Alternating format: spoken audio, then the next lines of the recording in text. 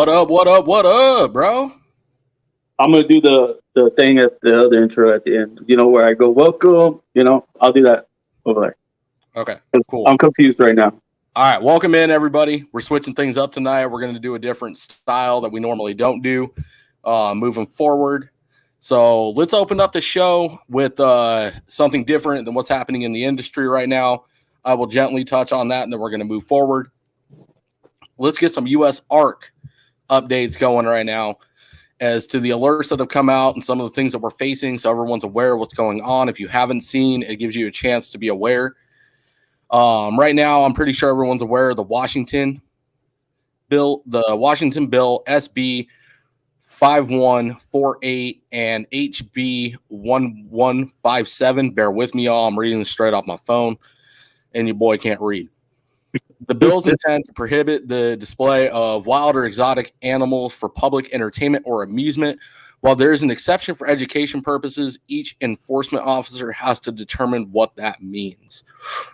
Man, breaking that down, like jump on USR's website, take a look at that one yourself, but that just does not read good to me. That's a lot of power and control to the government as to make a judgment call in a very specific situation. Usually doesn't turn out well for us, so let's step up. Let's help Washington out. Let's send some letters, make some phone calls, reach out to the keepers out there, see what they need. Forgive me, I'm coming off of being sick too. See what they need to help out, what they need from us to help them out in the fight that they're in. The next one up is the Connecticut House Bill HB 5123. The bill's intent to prohibit the use of certain animals in traveling animal acts. This is no exception for zoos. Current list of banned species. One is, damn it, why is this in Latin or whatever, European? I don't know. I can't fucking pronounce that word. What Artidactyla? Forgive me. Excluding domestic cattle, bison, American buffalo, water buffalo, yak, zebra, guile, bally cattle, suidai, sheep, goats, llamas, or alpacas. So this is, if I'm not mistaken, the breakdown on it was it's a Mammal Ban Act, but again, they are going after mammals. So they may not be specific to cats and dogs, but like we've been saying, it's more evidence towards the government's after all of our animals. Whatever their reason is, they're after all of them. Let's step it up. Let's get involved and let's give them some pushback, y'all. We give them pushback on the Lacey Act. We can give them pushback on this, and we can also get behind our brothers and sisters in the mammal industry and give them a huge push from the reptile community and become one. The last one on the docket for today's conversation is New Mexico. This is a Senate bill, SB 134. The bill prohibits using any animal except domesticated dogs, domesticated cats, or livestock in educational outreach and other programs. Man, that stings a little bit. They're getting real specific to exotics, excluding the three that we're constantly talking about, that once they're done going after the exotics, they're going after them too. Let's not get that mistaken. Note that the bill states traveling performance means a public or private event for which exotic animals are transported and displayed.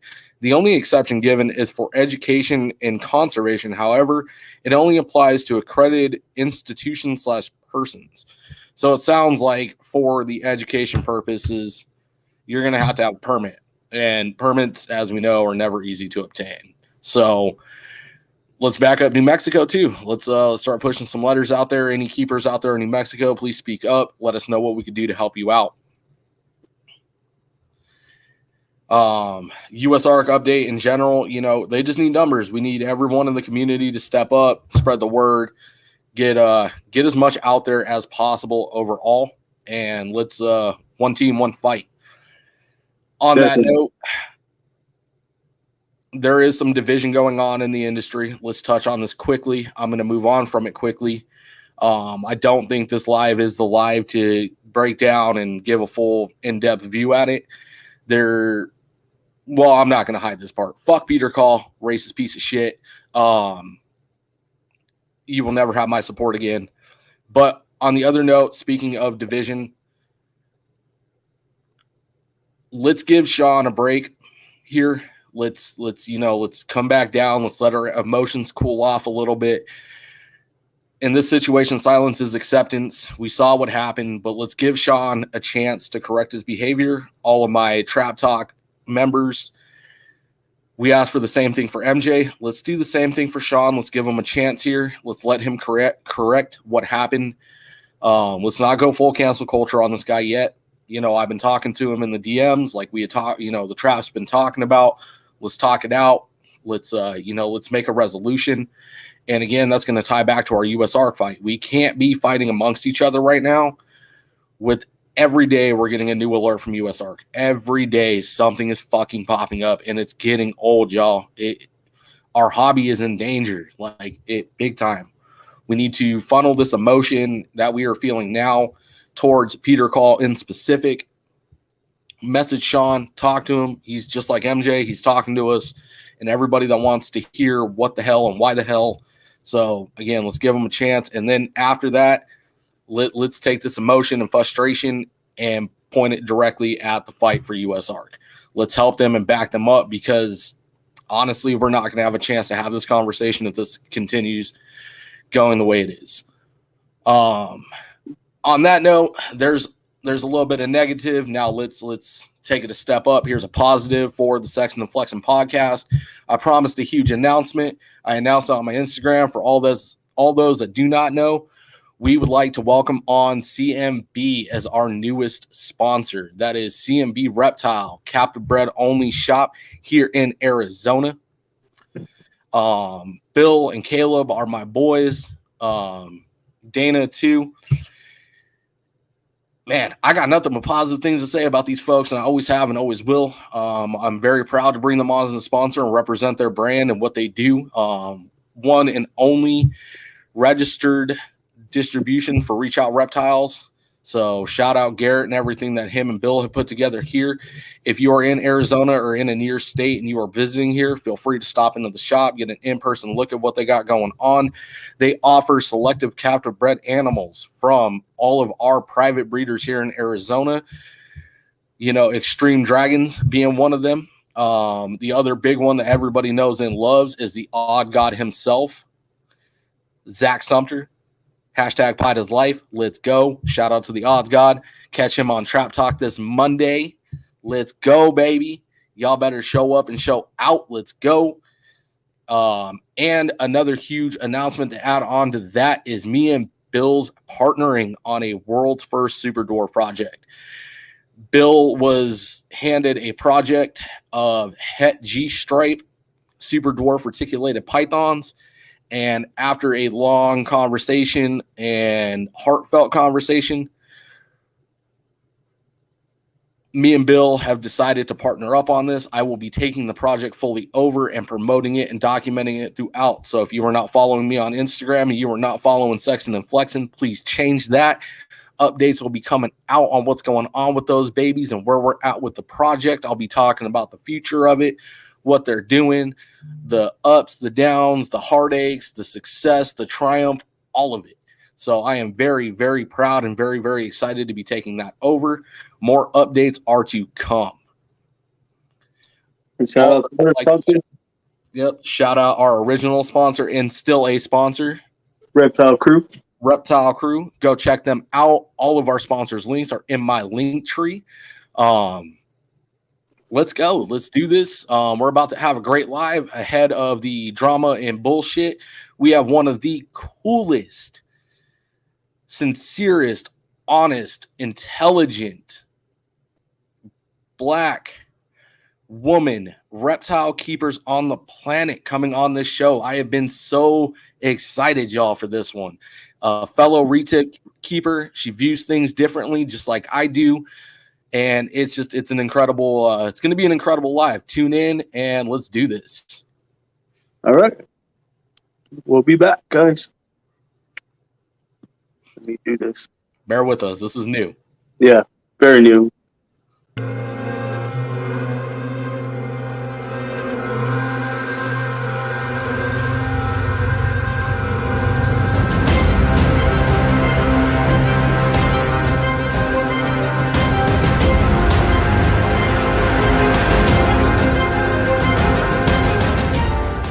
Thanks for tapping in. Sexin and Flexin on YouTube. Go give them a follow right now. Go subscribe to their YouTube channel. I had an amazing podcast with them.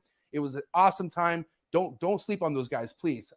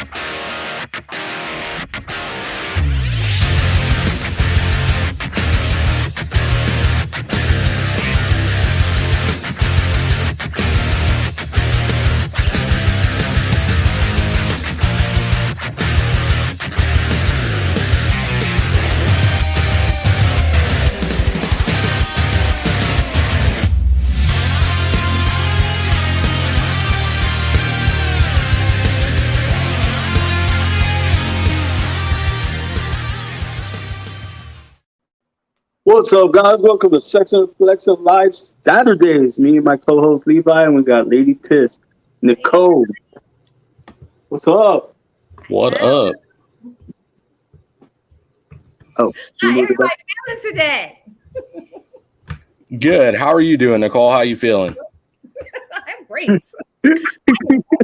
I am fabulous. All that. Glad to hear it. Glad to hear it. Black and I'm proud. Respect. Much respect.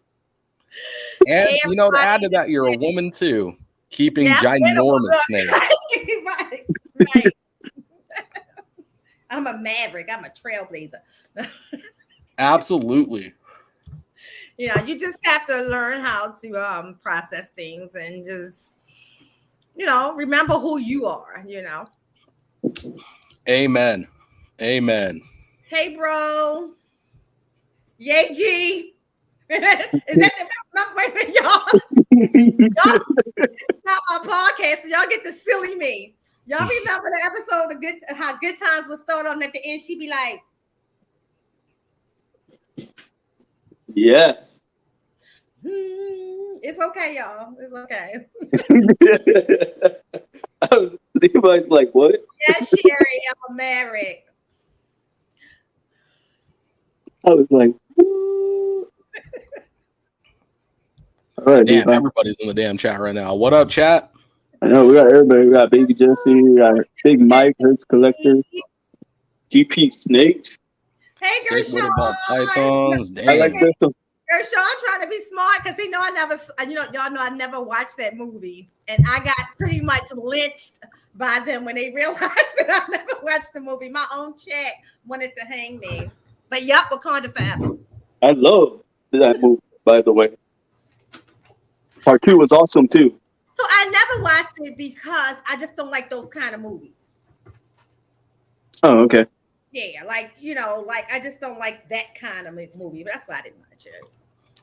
I love the characters. Every character in it is one of my favorites. So what's the topic, Levi? Hold on. I'm having some audio issues. I'm trying to hook up my headphones again. Oh.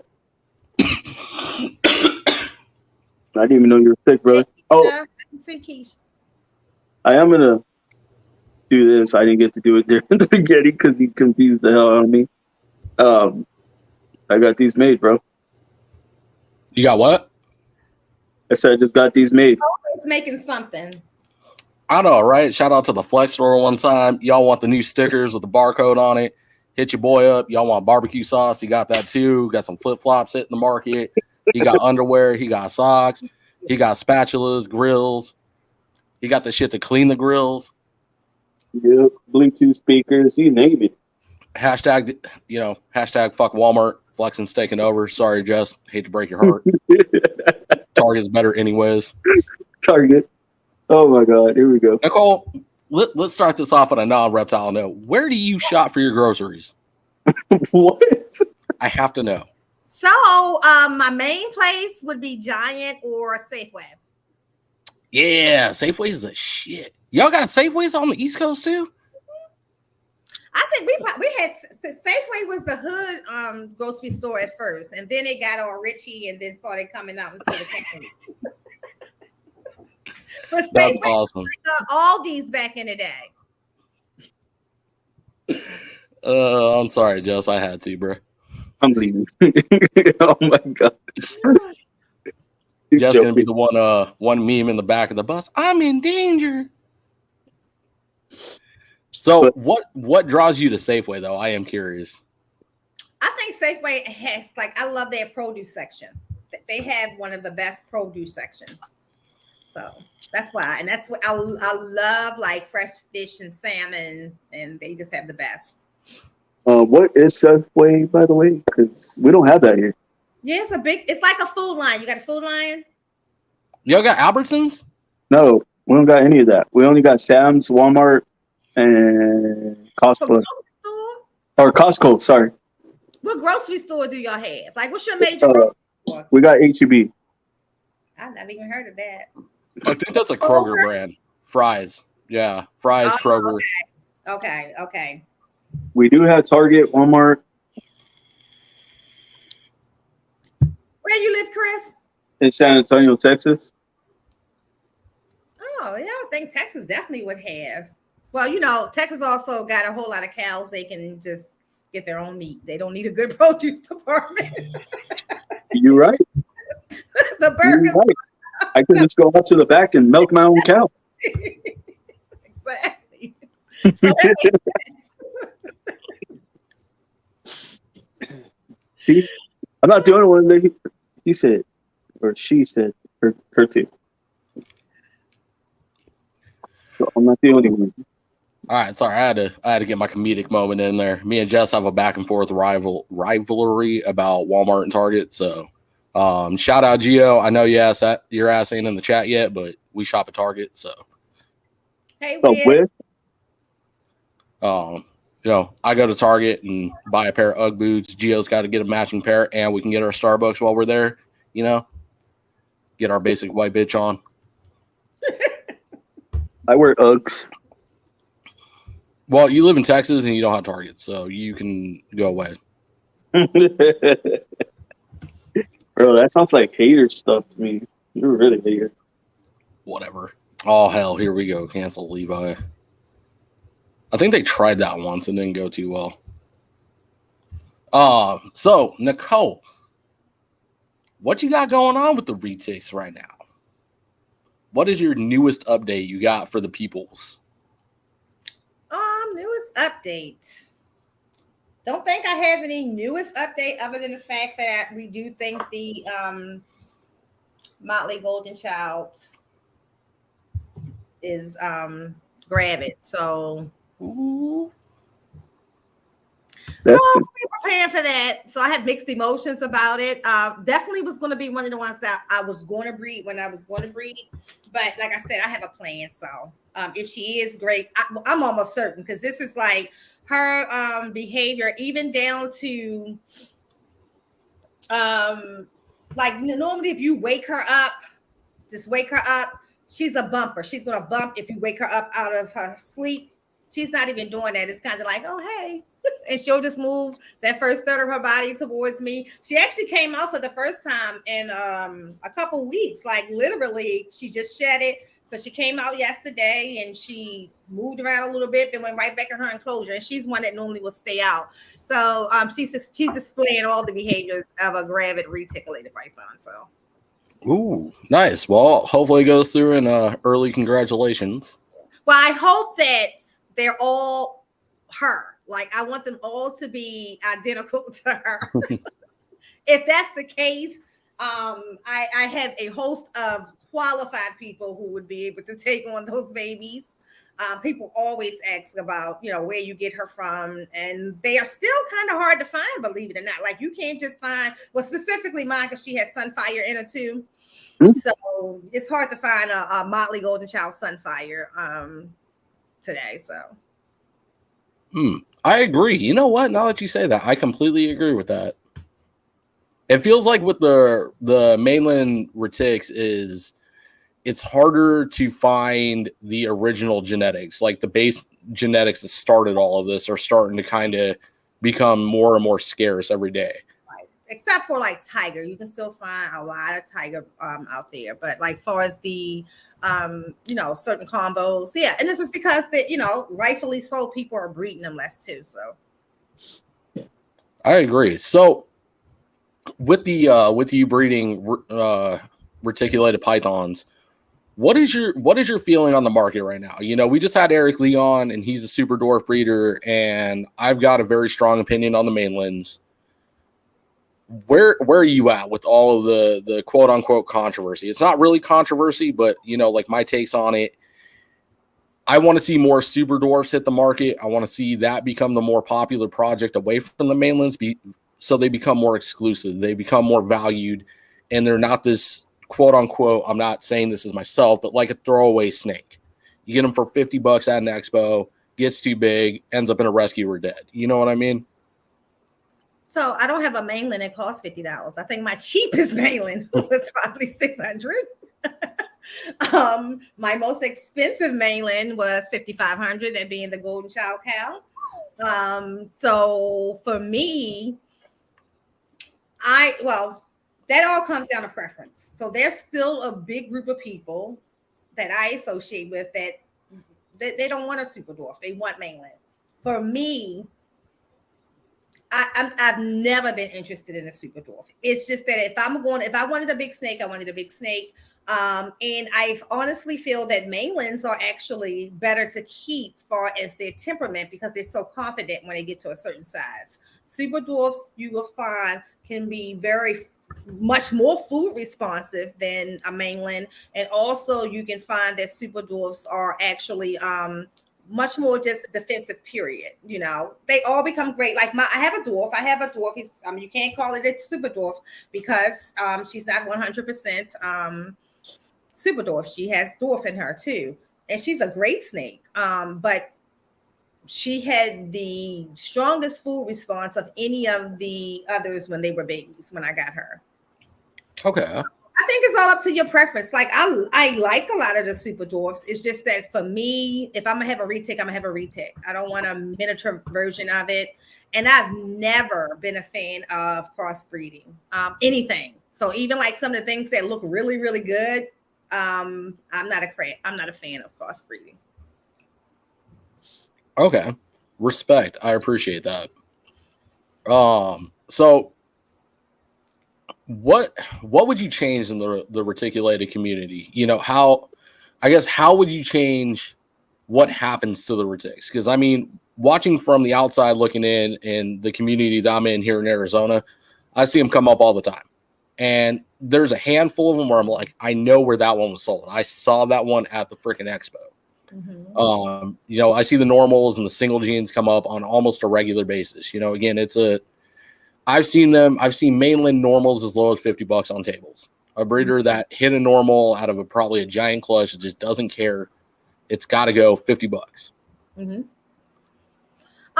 So just like with any other snake for me, I don't like to say because it's a retic, because people discard ball pythons too, I would say that what can be better is, I think the breeders, because it's such a large snake, and not from somebody just might let it go. I think that's secondary, right? First of all, I think reticulated python should never, even if it's a single gene tiger, it should never cost $100. It should always be probably that $1,000 and up. So the first change that we have to do, you have to get the breeders to understand that you can't. I don't want people to not have reticulated pythons, because I think there are other people like me who will be missing out on the best experience of their lives. But you do have to have people who are committed to whatever it's going to take to build that relationship with that snake. and to raise it for the term of his life, which could be longer than that person's life. Like chances are my retics might outlive me, right? And so what's the plan beyond that? I think what happened is that, and I don't care whether it's a retic or anything, people who are breeding animals have to breed an animal with a responsibility that it is a living thing. Not just, we're not selling basketballs, we're not selling lemons, apples, and nothing like that. We're selling a living thing to somebody else. And you have to kind of like be consciously aware of what happens to that animal down the line. I love when I send a picture to one of my breeders and they're like so ecstatic to see how healthy that animal is and how it changed. And, you know, if they wondered if it was going to turn this color, but now it's that color, you know, that type of stuff. I like having those conversations. I think the problem started about 10 years ago. The reticulated python became a trophy piece, like something to take a picture with, right? And then, you know, some men, you know, it made them just like fast cars, made them harder, bigger. I don't know, whatever you want to call it, made their balls bigger, you know. So they started to get them, you know, to take, because I'm a, you know, big, strong man. And, you know, it became that thing, an ego thing. And then these men realized that this is an apex predator. 10 years ago, they were even more of an apex predator than right now. And then they realized that this is a challenge. And instead of doing the right thing, saying it's too much for me, some of them started that process of illegally discarding them. And I think anybody who does that is just the scum of the earth, for so many reasons. It's not fair to the animal, but it's also not fair to the community.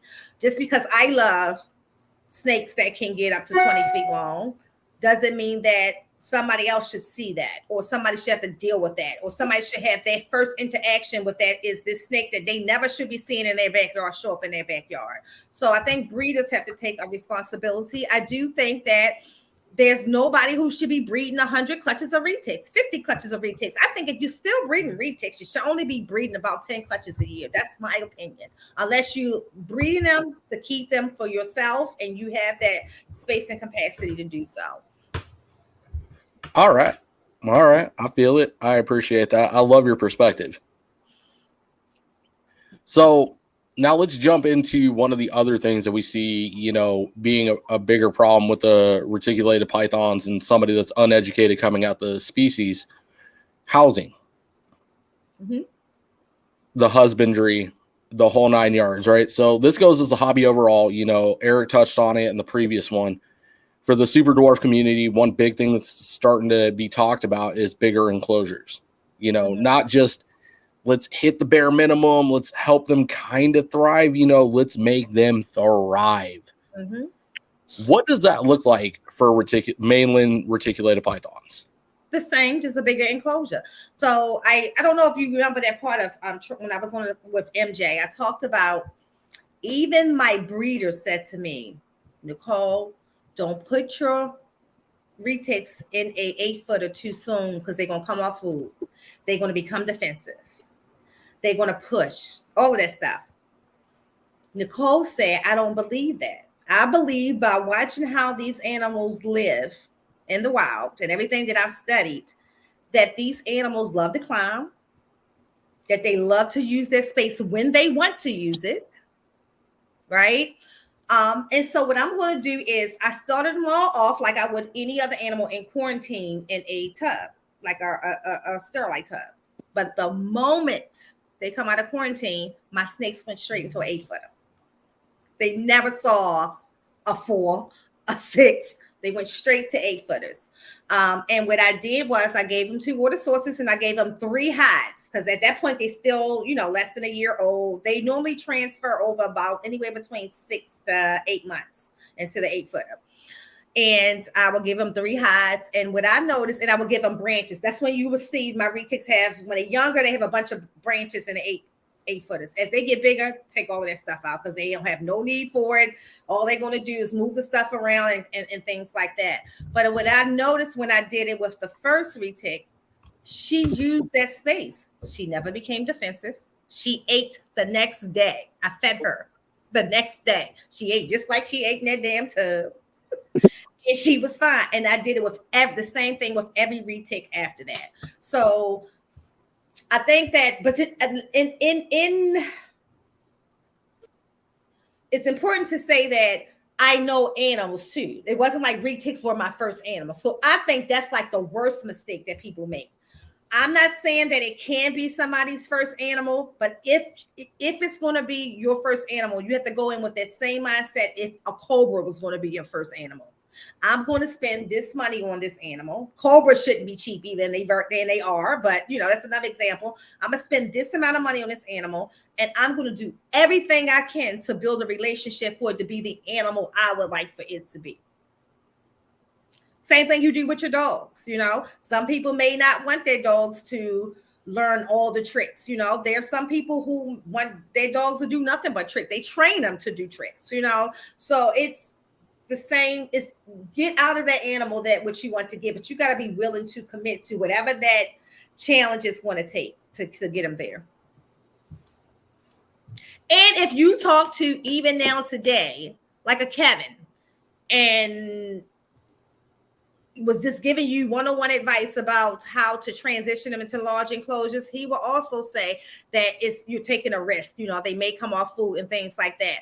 Again, I said to somebody last night, I was saying it to Dylan, I am not convinced that I'm doing something so special that my 8 retakes all are different from everybody else's. No, I think it's just that the one common denominator they have is me, and me trying to figure them all out individually, because not one of these babies in here have the same exact personality. I cannot tell you, Levi, go to Hefe and all you got to do is this.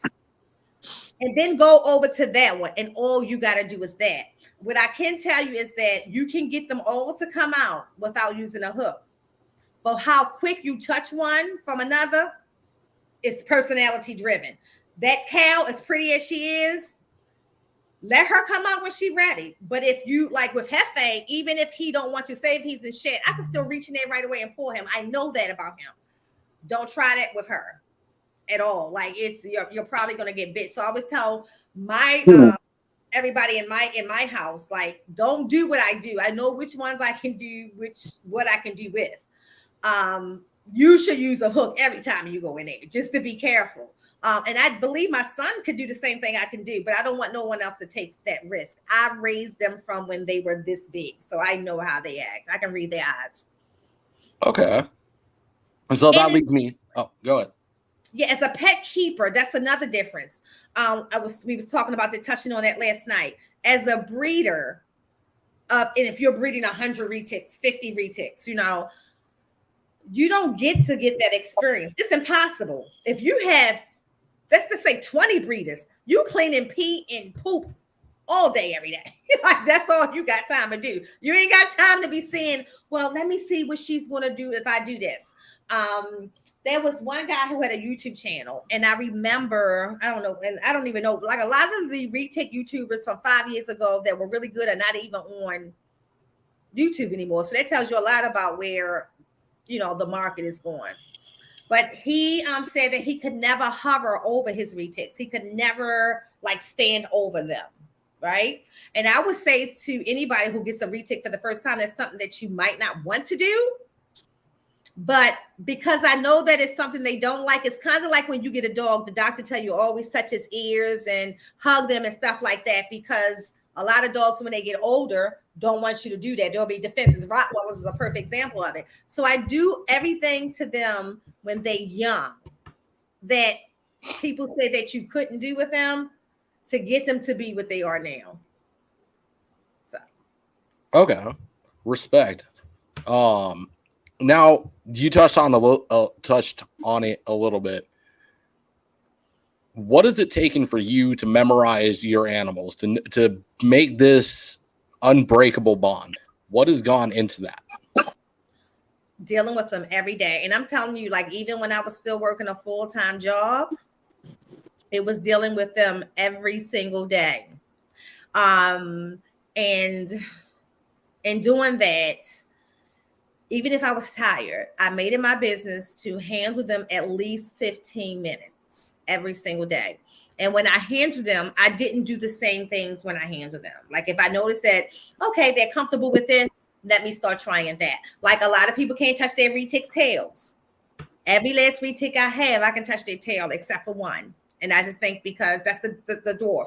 She just needs to get older. She needs to get used. And what I mean by touch the tail, I can touch her tail if I'm holding her. But I'm talking about go in the enclosure and just touch her tail.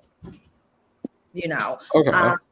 So I would say that you have to spend the time, and it takes time. And sometimes when you're a new retic keeper, people don't realize the different real human moods these animals can have. Like T'Challa was moody as I don't know what. Like I told you, even now, like if she wasn't in the state that she's in now, if you just go in and just put your hands on her, she's not going to bite you, but she will bump you first on purpose. Like, you know, like you waking me up, bump.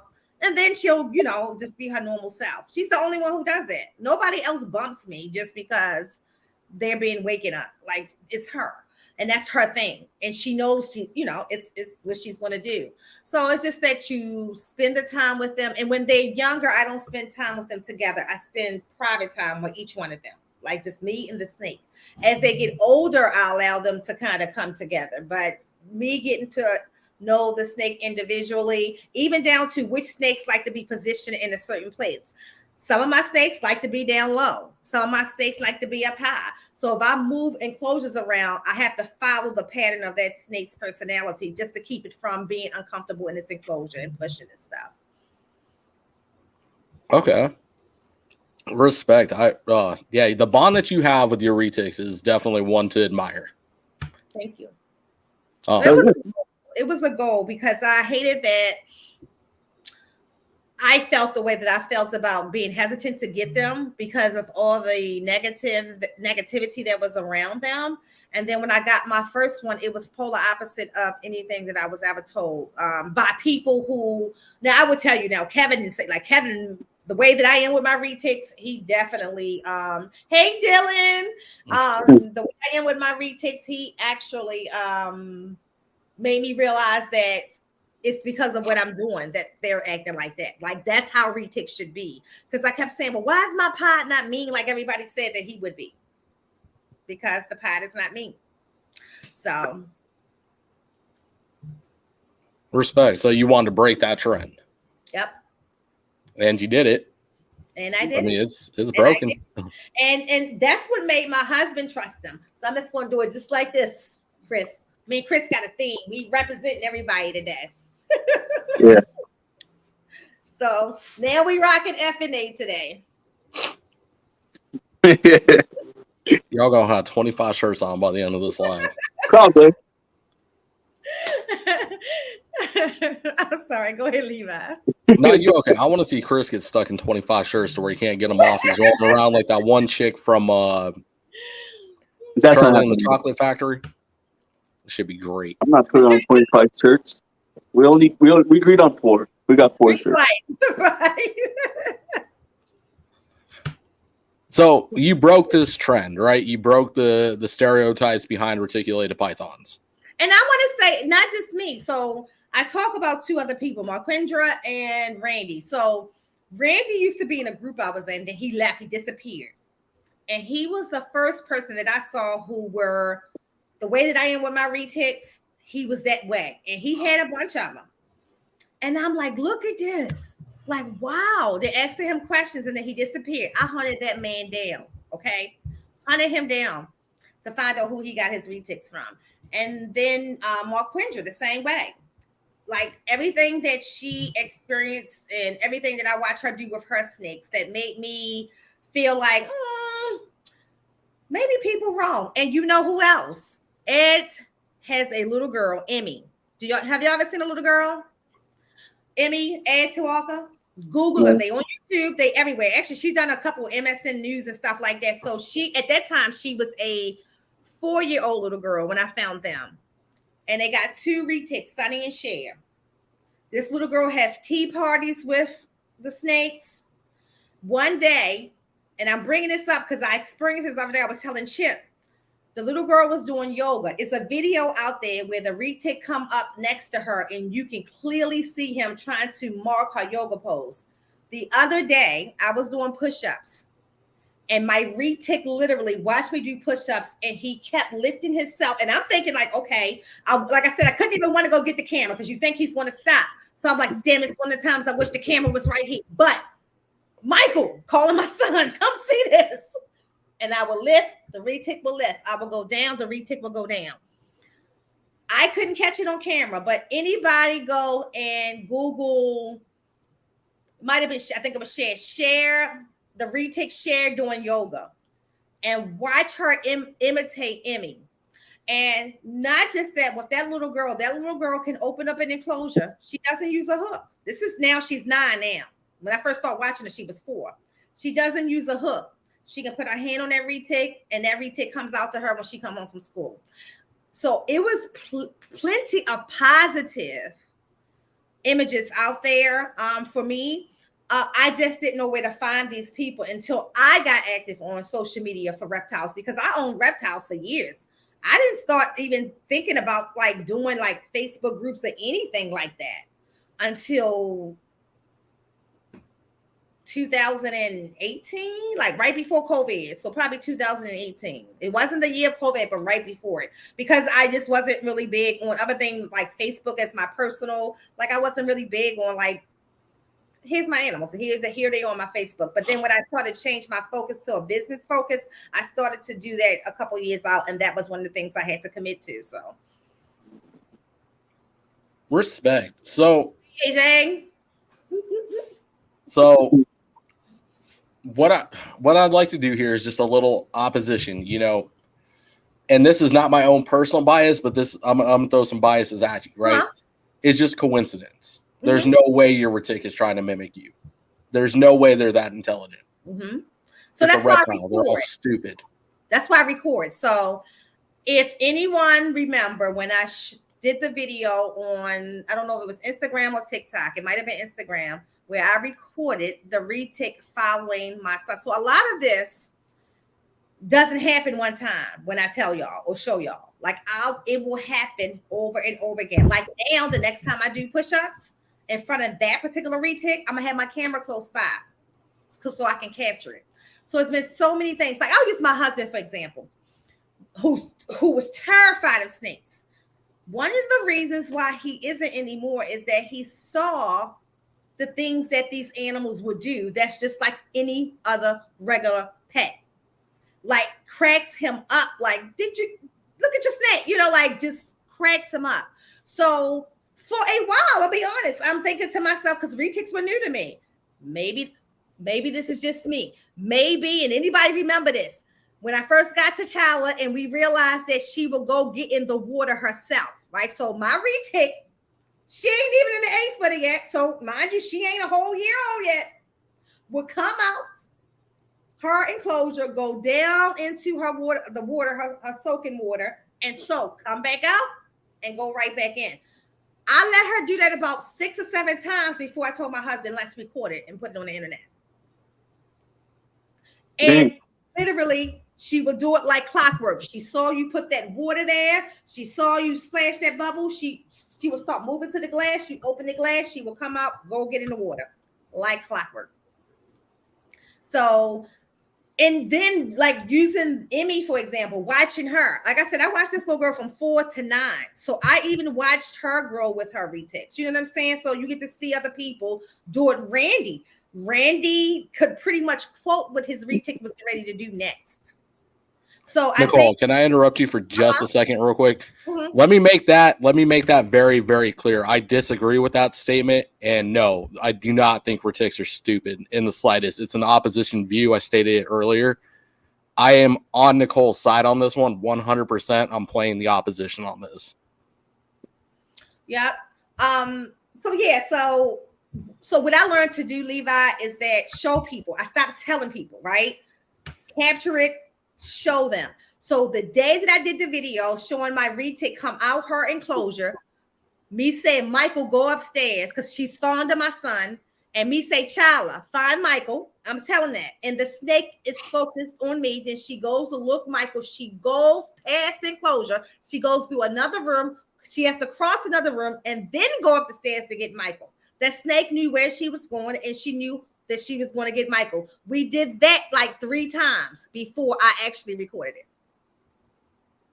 No so shit. I think that there's so much more science that needs to be done, and I'm not a scientist, but I can only work with the brains and the intelligence of the animals that I keep.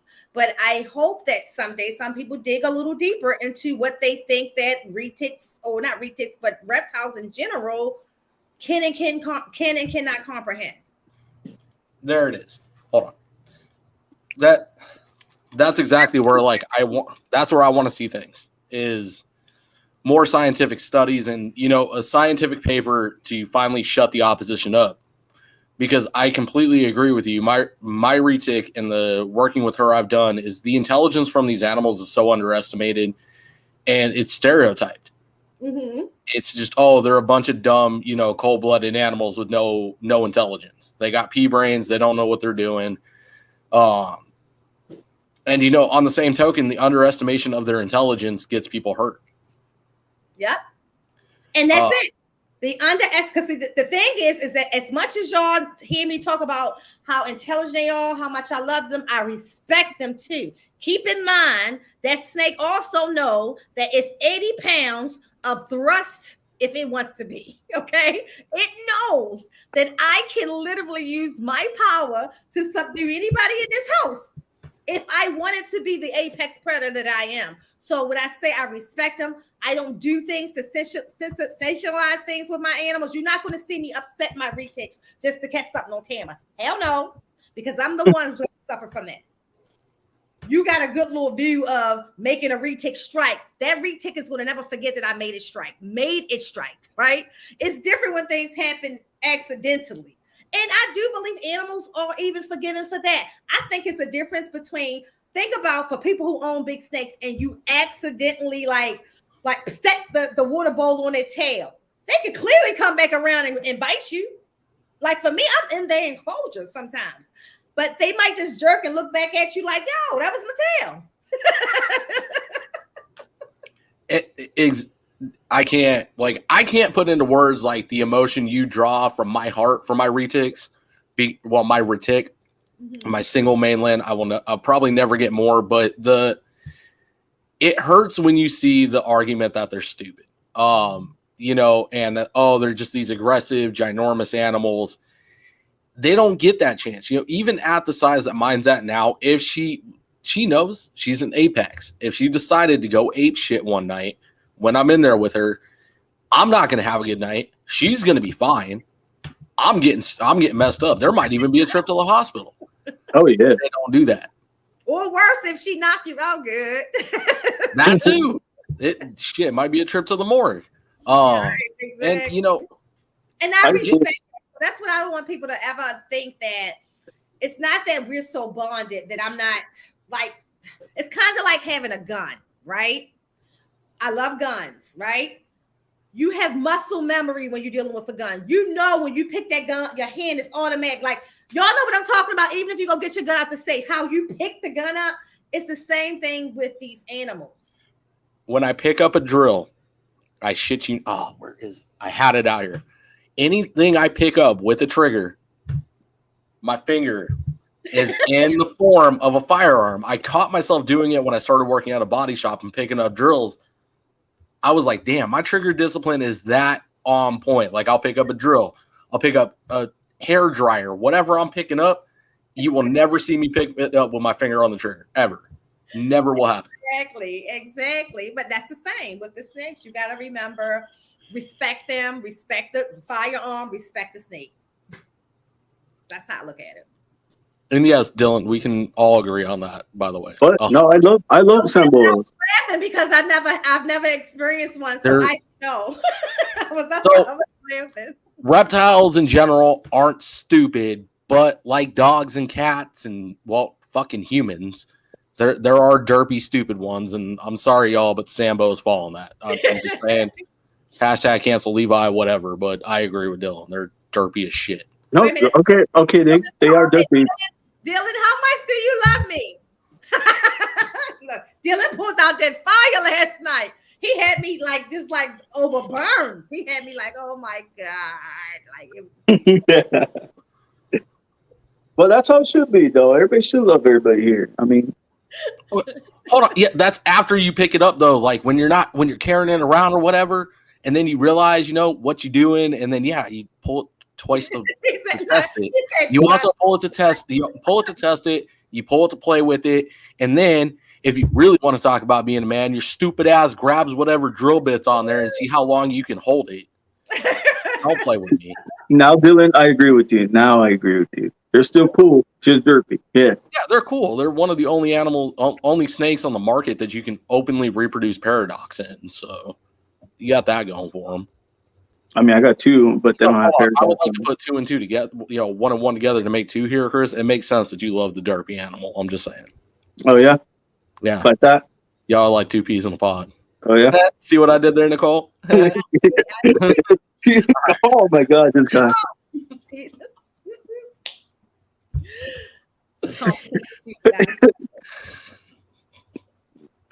I wanted to do that the whole podcast. I finally found an opening to do it. So. Oh, my goodness. We'll let you have that one. Lord. Oh, what's up, Tristan? You're not a speller. Hey, Ken. Don't worry, I can't read, so. Ken's here. Yep, Ken. Brad. Damn. Everyone's here. Yep, Dan. Creative Reptiles. Back to the subject on hand. This bond. Let's go out now. Let's bring in. We're talking about the internal community, the stereotypes, and everything that goes into reticulated pythons. Mm-hmm. Somebody brand new, never dealt with retics, never dealt with reptiles. They are interested in the hobby, but they're not looking for advice. But they're curious. They ask you this question: what is it that the bond is you share with these reptiles? How do you explain that? So I think I would get kind of away from just saying the word bond. It's like a respect. But I will say that it's a intuitive respect, right? Like they know that this is the person that makes me comfortable. Everything that she does makes things better, not worse. They understand that she knows how to read what I need. Right? Oops, switch. She knows how to read what I need. So they trust me. So I think it's kind of like building a relationship before marriage type of thing. We never could get married because of the animal that it is, right? But we have to focus on a lot of the foundation of what building a relationship is, and that's being, trustworthy. That's being loyal. And what I mean by loyal, like your pets know when you leave them in a bunch of shit. They know that you're going to let me get this uncomfortable before you clean. I'm not saying that they can comprehend that that's intentional or that's laziness or whatever we can comprehend it as, but they do know that that's not the best for me. Opposed to my retics know that if I can smell it, they already at the door. And as soon as I come down here any time of the night, they know that if she just slides the glass over, if I get out real fast and get out her way, she'll get it clean. I can go back in. Everybody can go about their night. And it's that constant creating patterns that creates that bond, if that makes sense. Like it's a pattern of a relationship. These are the things that we do. When I take you out, the younger ones, I'm normally holding them. I'm normally like touching their face and, doing all different kinds of things with them, touching the tips of their tails and things like that. The ones that I can't hold, they understand, not necessarily that she can't hold me no more, but they understand that it's not comfortable for neither one of us to try to lift them to do anything. So they make it easier. You ever see a retic come straight up to their tail? My retics would do that to help me pick them up. Come straight up to their tail to help me pick them up. The snake knows, and not necessarily need to do that with my son because my son is still a little bit more stronger. But with me, something about how they help me handle them tells me that they have an understanding of what my strengths and weaknesses are too. Because they don't necessarily act the same way with Michael. So it's crazy. I wish I could have a reality. I always tell my husband, I wish I had like a camera that was just up all the time, type of thing. Because some of the things that they do is so remarkable that it blows my mind. It blows my mind. You should think about that. That might not be a horrible thing to have. Like, obviously not like an open feed, but be able to go back and edit it and show, day-to-day life working with as many reticulated pythons as you do and your different experiences. It might change the minds of some people for sure. Now I try to like do things like that with my YouTube channel, like my videos. Like I'll actually show videos. Like somebody say, "Well, let me see you do it," type of thing. Okay, which ones would you like me to see me do it with? And so I'll do that video and go to different enclosures and show them how I don't use a hook, how they come to the door, how they come out, go to the next one, do the same thing. Like I show it, and I walk people through what I'm looking at. Like, as you can see right now, I opened the door. She acknowledges that I'm here, but she has not turned off all negative responses yet. Now she has. And just like that, she's going to advance towards me. And you see the snake does it. Like it's reading that individual snake. Then if you watch some same videos, some see me go to my big mainlands. My mainlands are the bigger mainlands, the full adult ones. They're the easiest because they've been doing it so long. So you just open the door. Sometimes I'm doing a live and those snakes are out here. The other night I did what was it? I think that was a Monday morning. I took out the one retic and she just sat here the entire time. And I'm telling people, look, if y'all can see, she just sitting here. Like she ain't moving or anything because I'm not moving. As soon as I start moving, she starts moving. You're her safe place. Yep.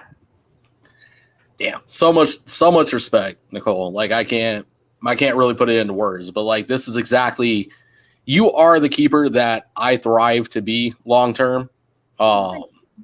And working with these animals, and I've been excited about this interview to touch on these specific topics because it's exactly what I want to see over this hobby overall.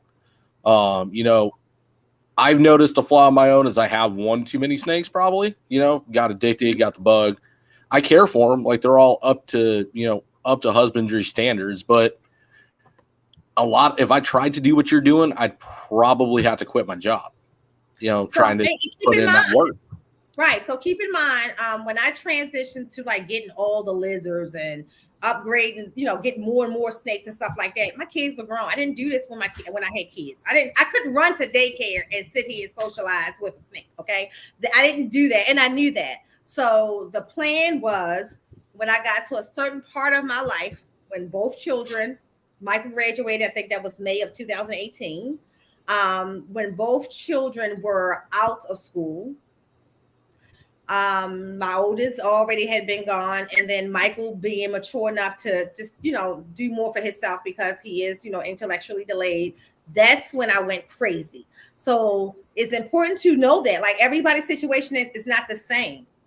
Like I don't think that as a woman, if I lived in this house alone, that having 10 very large pythons would be the best and the smart thing to do.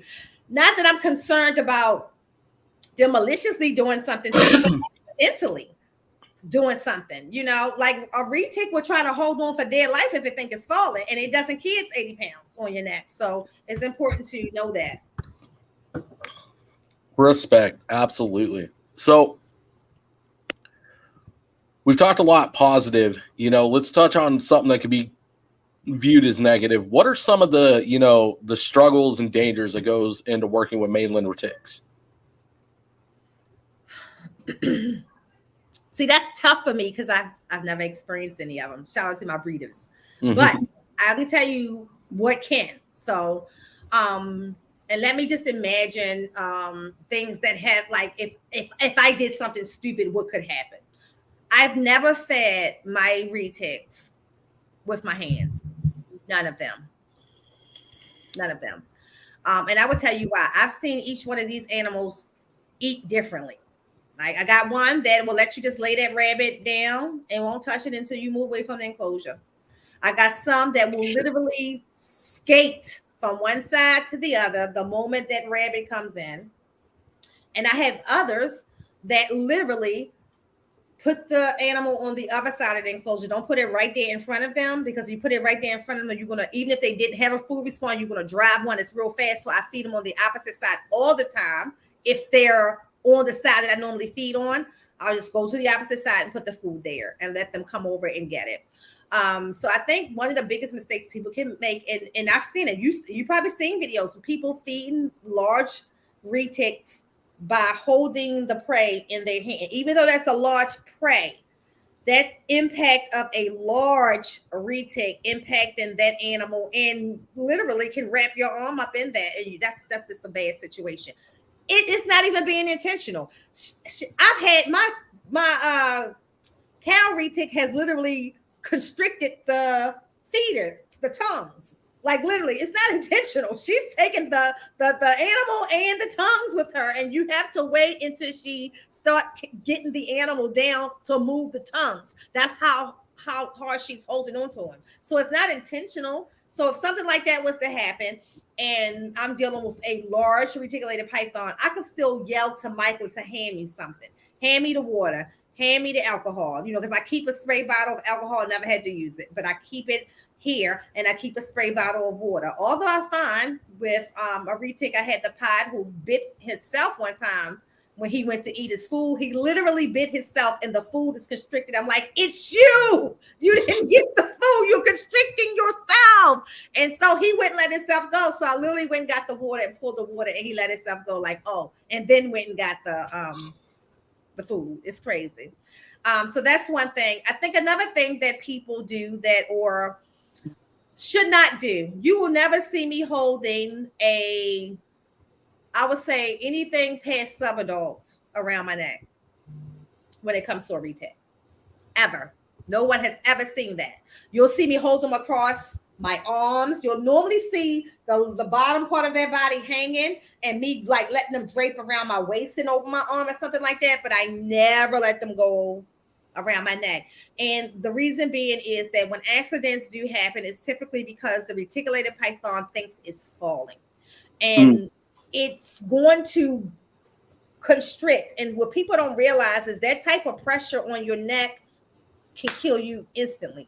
And if it doesn't kill you instantly, it's going to suffocate you in 30 seconds. And so therefore, while your snake is trying to figure it all out, you're gone. And that's not the fault of the snake. It's just the animal who is normally able to hold on something to keep them from falling. And if you don't brace them or hold them in the right way, a retic will definitely, and even sometimes people can get bit by just trying to, the snake using its mouth to try to hold on. Like, you've ever seen the snake come down and they bite the person on their leg, and it's just a quick bite, but it's not trying to bite, it's trying to hold on. Oh, and okay. People don't realize I've had that happen with carpets. I can imagine. I think any big snake, like even if you get a boa that gets to that, max length or whatever, even with boas, if you don't make a boa feel like protected, even a baby boa will try to like bite out of defense because it just feels like it's falling. So Absolutely. And I mean, I've noticed with boas, my best times holding them have either been where they're from hand to hand and my arms are kind of stretched out on like a table and they feel secure on the ground. Like, is that they're on the ground, or they're on a desk or on a chair where they're fully grounded. I've never had much great experience with like the retics being semi-arboreal. They know how to wrap around. I've never had a boa really have that response. I've seen the almost response where they're slipping, but I've never had a great experience holding them like a carpet or a retic, or hell, even ball pythons. I've had better experience with just having them on the table. But I agree with your neck concern. I was training Brazilian Jiu-Jitsu for a long time. So, I mean, I break the stereotype. Like, I'm always on defense of my carotid. I'm always on defense of my windpipe. So, I have that alert once I start to feel tension to go into protect mode. But I agree with you. It takes about, 4 seconds for you to go unconscious if you're fully locked up, and it could get bad quickly, and it's just out of defense, or not defense, but like fear. Scream at that point when you're got that kind of pressure. It's not like you can say, where a person can hear you. It's going to come out just like, no one is going to hear that. Exactly, and it's not fun. It's really not. Even if you survive that, you're smacking your head, and have fun. Tuck the chin. Yeah, tuck the chin. Bro, I'm literally like just absorbing this because I'm about to get me a retic. I'm just like, Yeah, it's, you know, at the end of the day, it's about safety and comfortability, knowing your animals, Nicole. You know, what you're most comfortable with, safety precautions. Everyone does everything differently, and that's something, Nicole, I don't know if you agree with me on, but that's something we could really express to this hobby a little bit more, in my opinion, is just do what you do without being ignorant. Blatant ignorance is not needed, but, open-mindedness and acceptance of different styles. It's not black and white. It's just, there's so much gray area to dealing with these animals. Because first and foremost, we don't know enough about these animals, period, in my opinion. We're just scratching the tip of the iceberg. Everyone runs around like we know these animals like we know dogs, and we don't. They're not as popular. There's not enough studies. Like you said, there's not enough studies. No one actually studied this much. Let me tell you another thing that I'm convinced that they actually can hear and process music.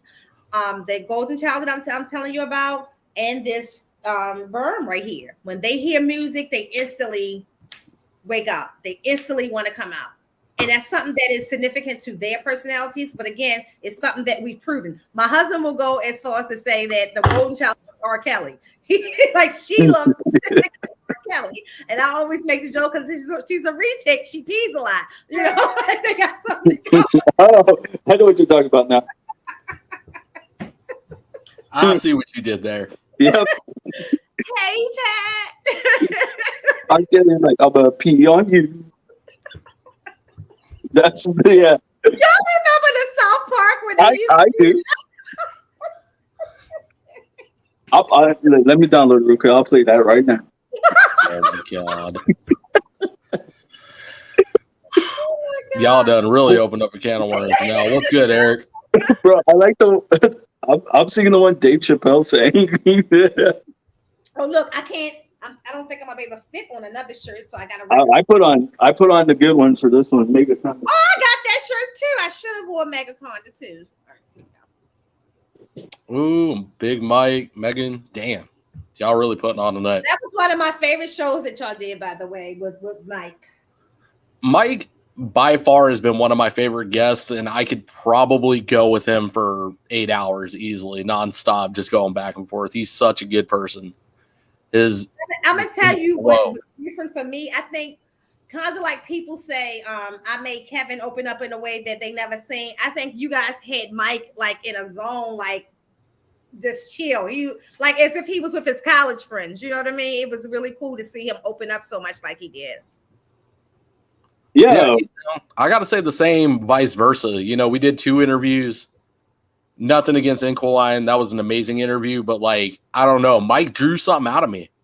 It was just like I was open. Like I wanted to talk about shit. I wanted it to be exclusive. I wanted it to be, like I felt literally at home with Mike. Like I cannot wait to meet him and be in person.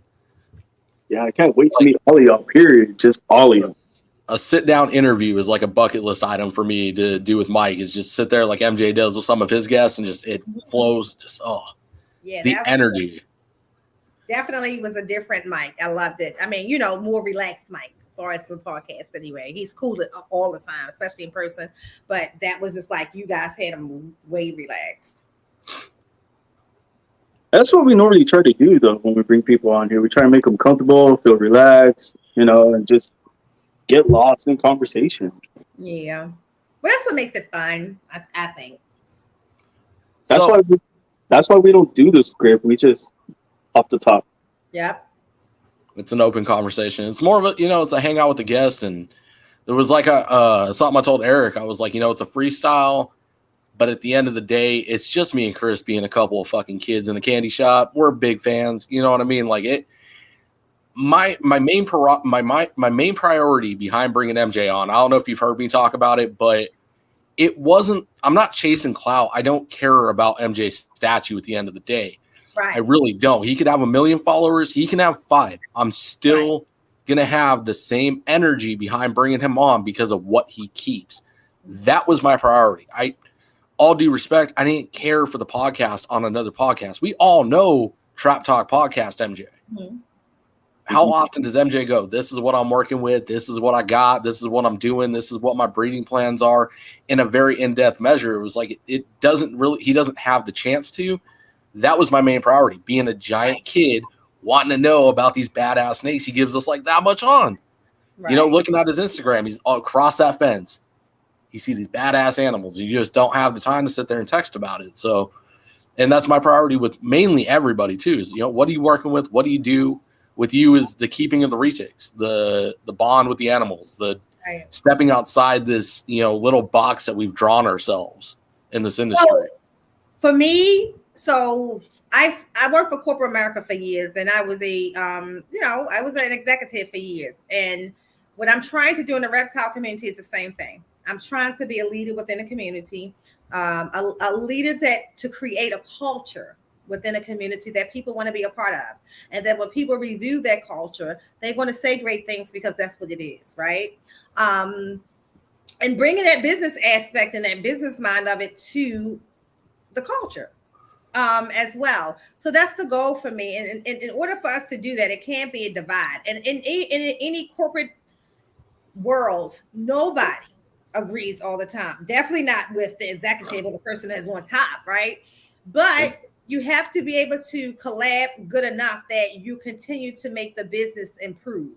So can we make some common ground decisions? Like, okay, maybe we don't go all the way my way on this, but can we, you know, come to a middle ground on that? And maybe we don't go all your way on that, but we come to a middle ground to make the culture better. And so that's what I'm enjoying doing. And every time that I get to do a podcast or have a conversation with somebody, or even being an influence, sometimes it's just, you know, like calling somebody and saying, hey, or pointing something out saying, hey, somebody want to reach out to this person because this not a good look, or whatever the case may be. Respect. You know what that takes to be a person like that, Nicole? I know. I've been the leader on teams and had the same mental. You're cut from a different cloth. That's incredible. It's the maverick in me. But no, that's what makes and I will tell you, if you ask my employees what they miss the most today, they miss that kind of leadership. They say it all the time. And it wasn't that I was easy to work for. I had high expectations. I was very goal oriented.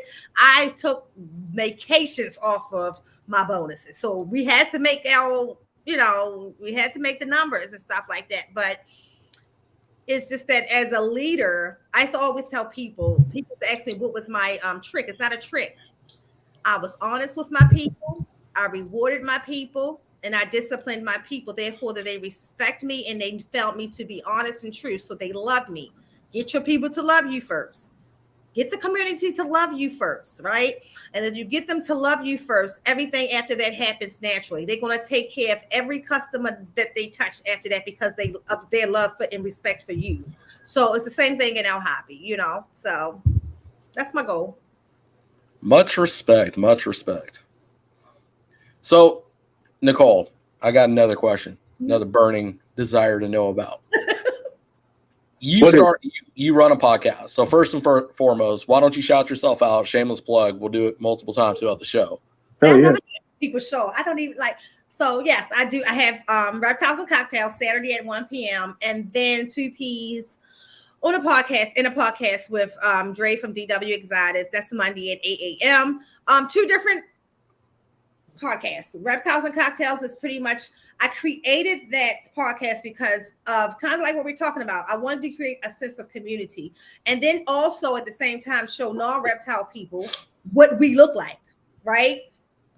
Reptile people are the people that you see of the world. We are pilots, we're doctors, we are corporate executives, we are mechanics, we are painters, we build houses, we do all of that. That's what we look like. So that other people can feel normal when they love reptiles. Because, you know, for a long time, a lot of times, like we have these platforms now, but thinking about coming up when I was coming up, it was weird for somebody to say, I like snakes, I love snakes, I have a snake. So I think that once we educate the community utilizing these podcasts for the good, that helps make the community grow over the years. Therefore, there's more people that we can educate, more people to buy the reptiles that we're actually creating, and the more people that we can educate in the hobby on its own to actually continue on the legacy of reptile keeping, even when all of us are gone. So Much respect. I was going to ask you what possessed you to make a podcast. yep, that's it. That was how Reptiles and Cocktails got started. It was an idea. I shared it with Q, who was the person who ran the bro group, and then it was Sincere after I went to see Kevin. So when I did that, when I went to see Kevin and I did that video, Sincere said to me, "Oh my God, you should be doing interviews." And I kind of laughed it off or whatever, and then decided, okay, this would be a good way to educate the masses on what we do, and at the same time build the people up in the hobby, and also share some of my education and my knowledge that I got from reptile keeping along the way. Because, like I said, for a long time, I didn't share that on social media. So, Hell and yeah. then two P's on the podcast came because Keith suggested it. You know, number one, you know, this is what you want to do. You want to do YouTube.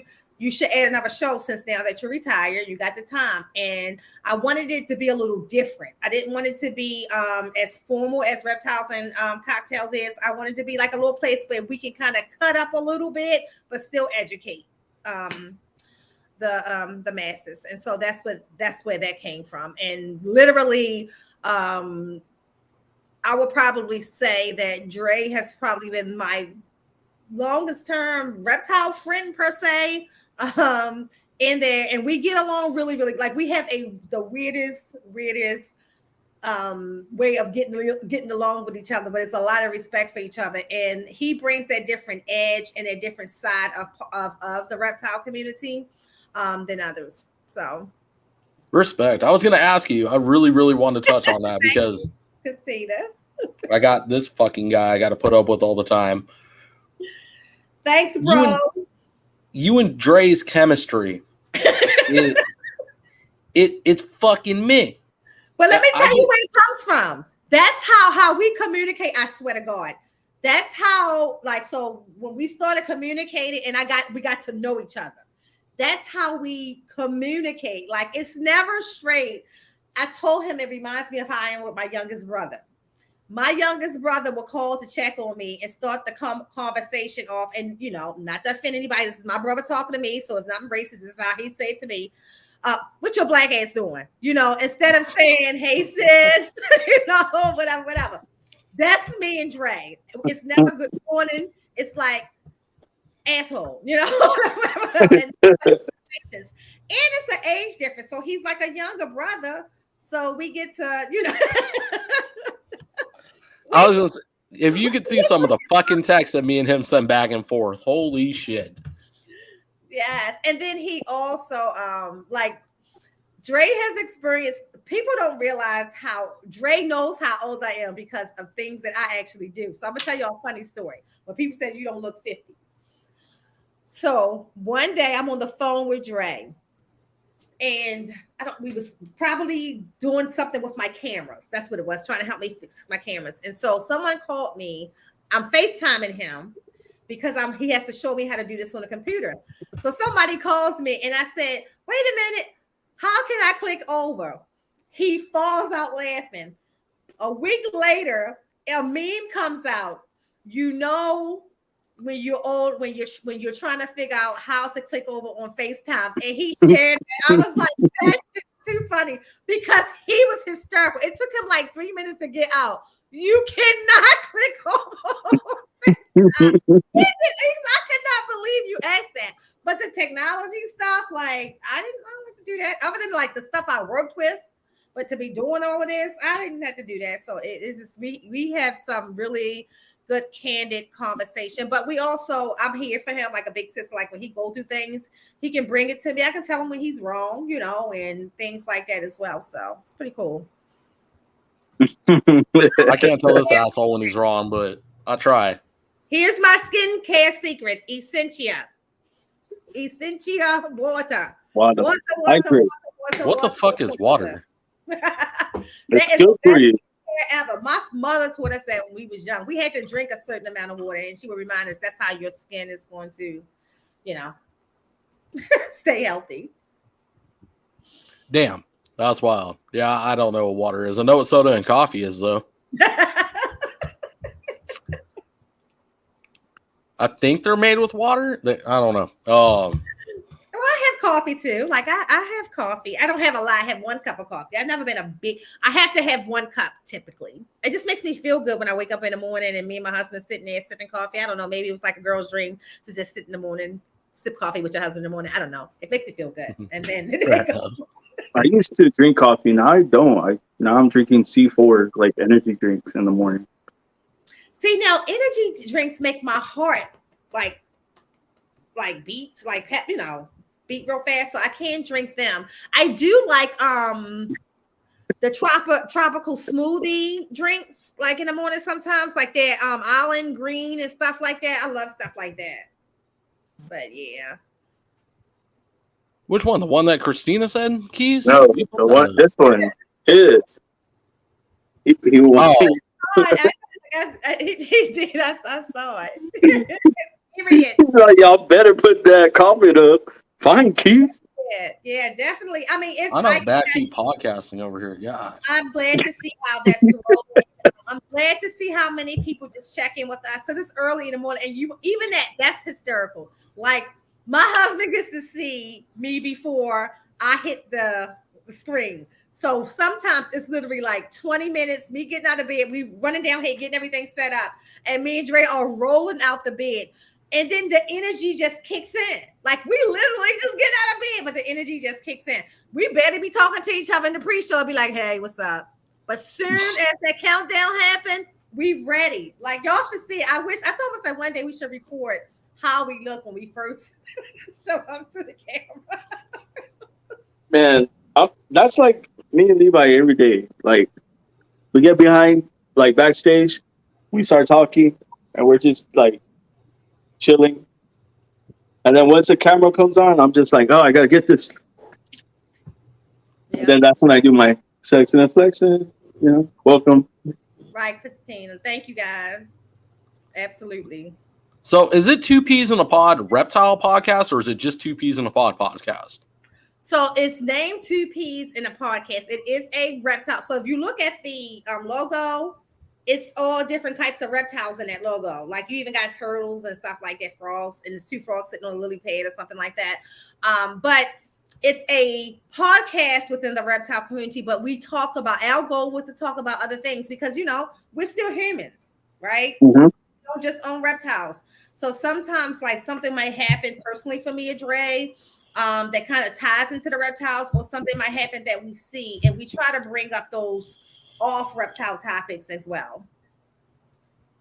Respect. I wish I had the mustard to do that, but I don't know. I don't like talking about my personal stuff.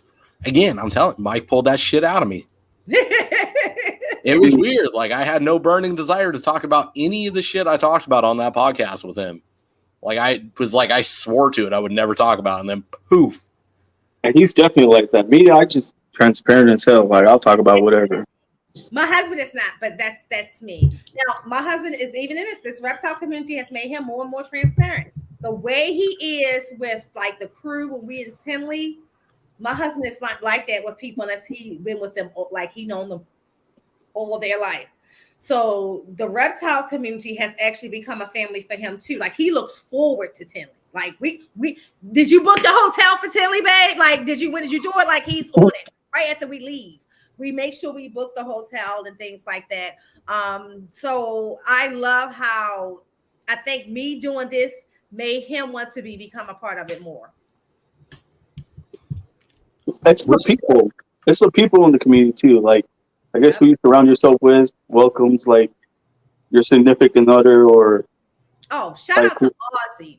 Like Ozzy, like him and my husband and me and him, like he literally like welcomed, it started off with me purchasing snakes from him, but he literally like welcomed us, and he really, really has much respect for our marriage and, what we're doing, want me to be successful in what I'm doing, and, and have shared like, so much knowledge with me and my husband regarding our personal finances and things that we should, consider and do differently. So shout out to Ozzy. I mean, a lot of people, all the usual suspects. I mean, if my husband was in the chat right now, you would hear all of them like, what's up, what's up, what's up, what's up? So, shout out to the usual suspects, but it's family. And think about this, guys. most men, they're all men. I'm the only girl of that crew. That's how solid. Like, let me tell you something. My husband don't play about his wife, but as long as I'm with them on the, it can be all night. He is not in the background tripping, like, get off the phone. He's none of that. Like, he's like, that's her and the crew. That's what he's gonna do. And then when we done, then he comes to bed. Whatever he's gonna do. Like, he doesn't get in my way, and I love that about him. That's awesome. That is awesome. Respect. Shit, I'd be like, I'm going to play Fortnite. Shout out to Nicole's husband for doing that. Yeah. So, something I wanted to start on this podcast with you, Nicole, is we get a lot of comments from the questions. Jesus Christ, questions from the comments. So, Christina, in specific, if you want to post your questions real quick, let's get those out there. Yep. And that's she was saying. We do that on Reptiles and Cocktails. Like, we like for people to give us like topics they want us to use. Yep, we got. Wait a minute, hold on. Can't forget this one. Right, I got it. Oh, I left my shirt upstairs down. Gotta make sure we got shirts. We just gotta make sure we collab in the community. Oh shit! Hold on. Time out. Hold on, Christina. Go ahead and post your questions. But there was one more topic I want to slide in before we get into like the wrap up half of the podcast here. USR. Mm-hmm. Where are we at, baby? What are we doing? So, I don't want to go too much into it now. So let me tell you what I'm doing. I reached out to USR because I want them to like give me some like tent cards and stuff like that, buttons or whatever they have, or tell me where I can purchase it, because I have created a partnership with the Maryland Reptile show, which actually does some of the reptile shows here in Maryland and Virginia. It's the Diamondback production.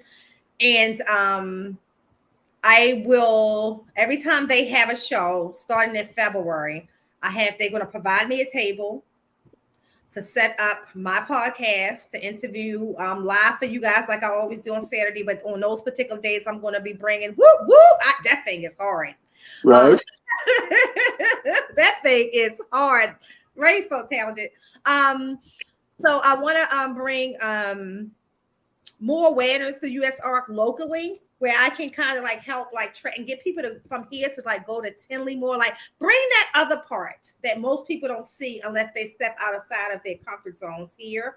I think that USR has to do better though with response, because I would tell you that when people say they want to help and they want to support, it should be an easier way to get that information. Like it should be maybe on the website, like have I'm not saying you have to give it to me, although, I guess I would want to. If I was USR, I would want to, right? Because there's many people coming through those shows.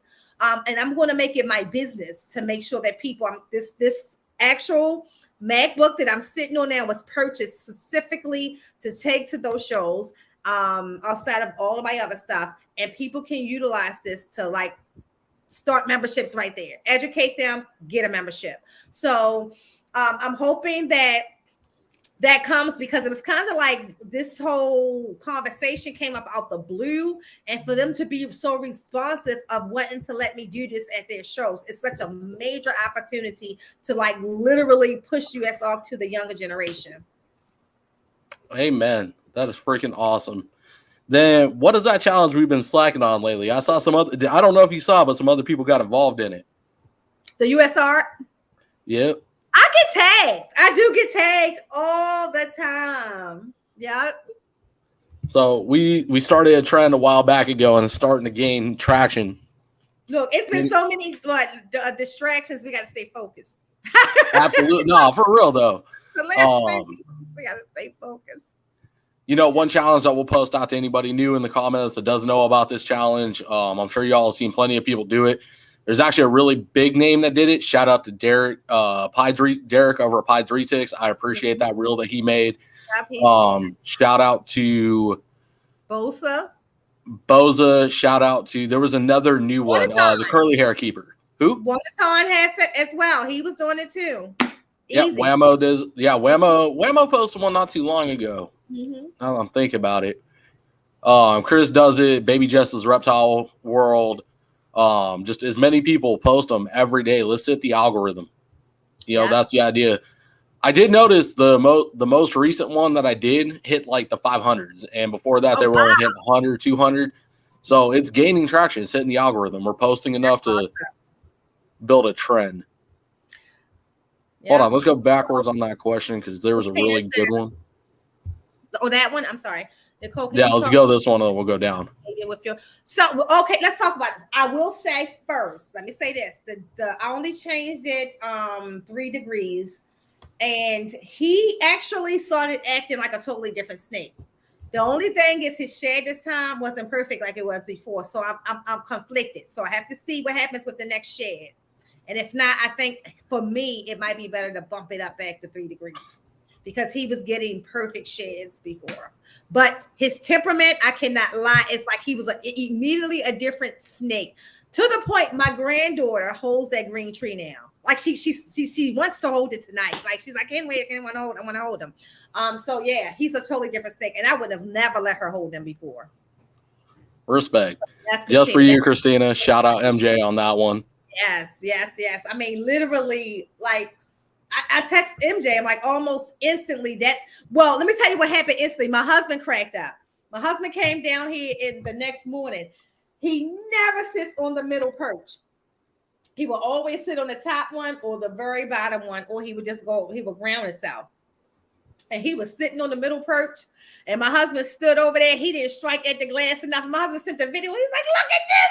I was like, yes. I was like, he's totally different. 3 degrees. So that's what I kept saying. That's what we should name him. We should change his name to 3 degrees. But it's so funny. He just totally is a different snake. That's awesome. And again, Nicole, or not Nicole, Christina, just for you, shout out MJ on that one. Yes. Hey, she had some good questions here. I know. I was about to say, with the 15, 20 questions that are out there, why don't you just start your own bloody podcast? For real, right?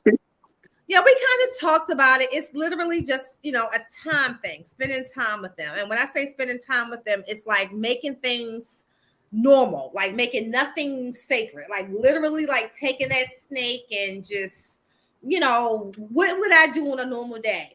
Okay, so my snake room is over here. I might have to bypass this snake. Let me put it on the floor. Let me see what the snake does when I walk across it. Let me see what the snake does when I leave him alone and it thinks no one is watching. Like all that type of stuff.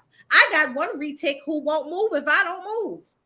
She's the only one. All the rest of them, good luck. But try not to get them to move, like literally.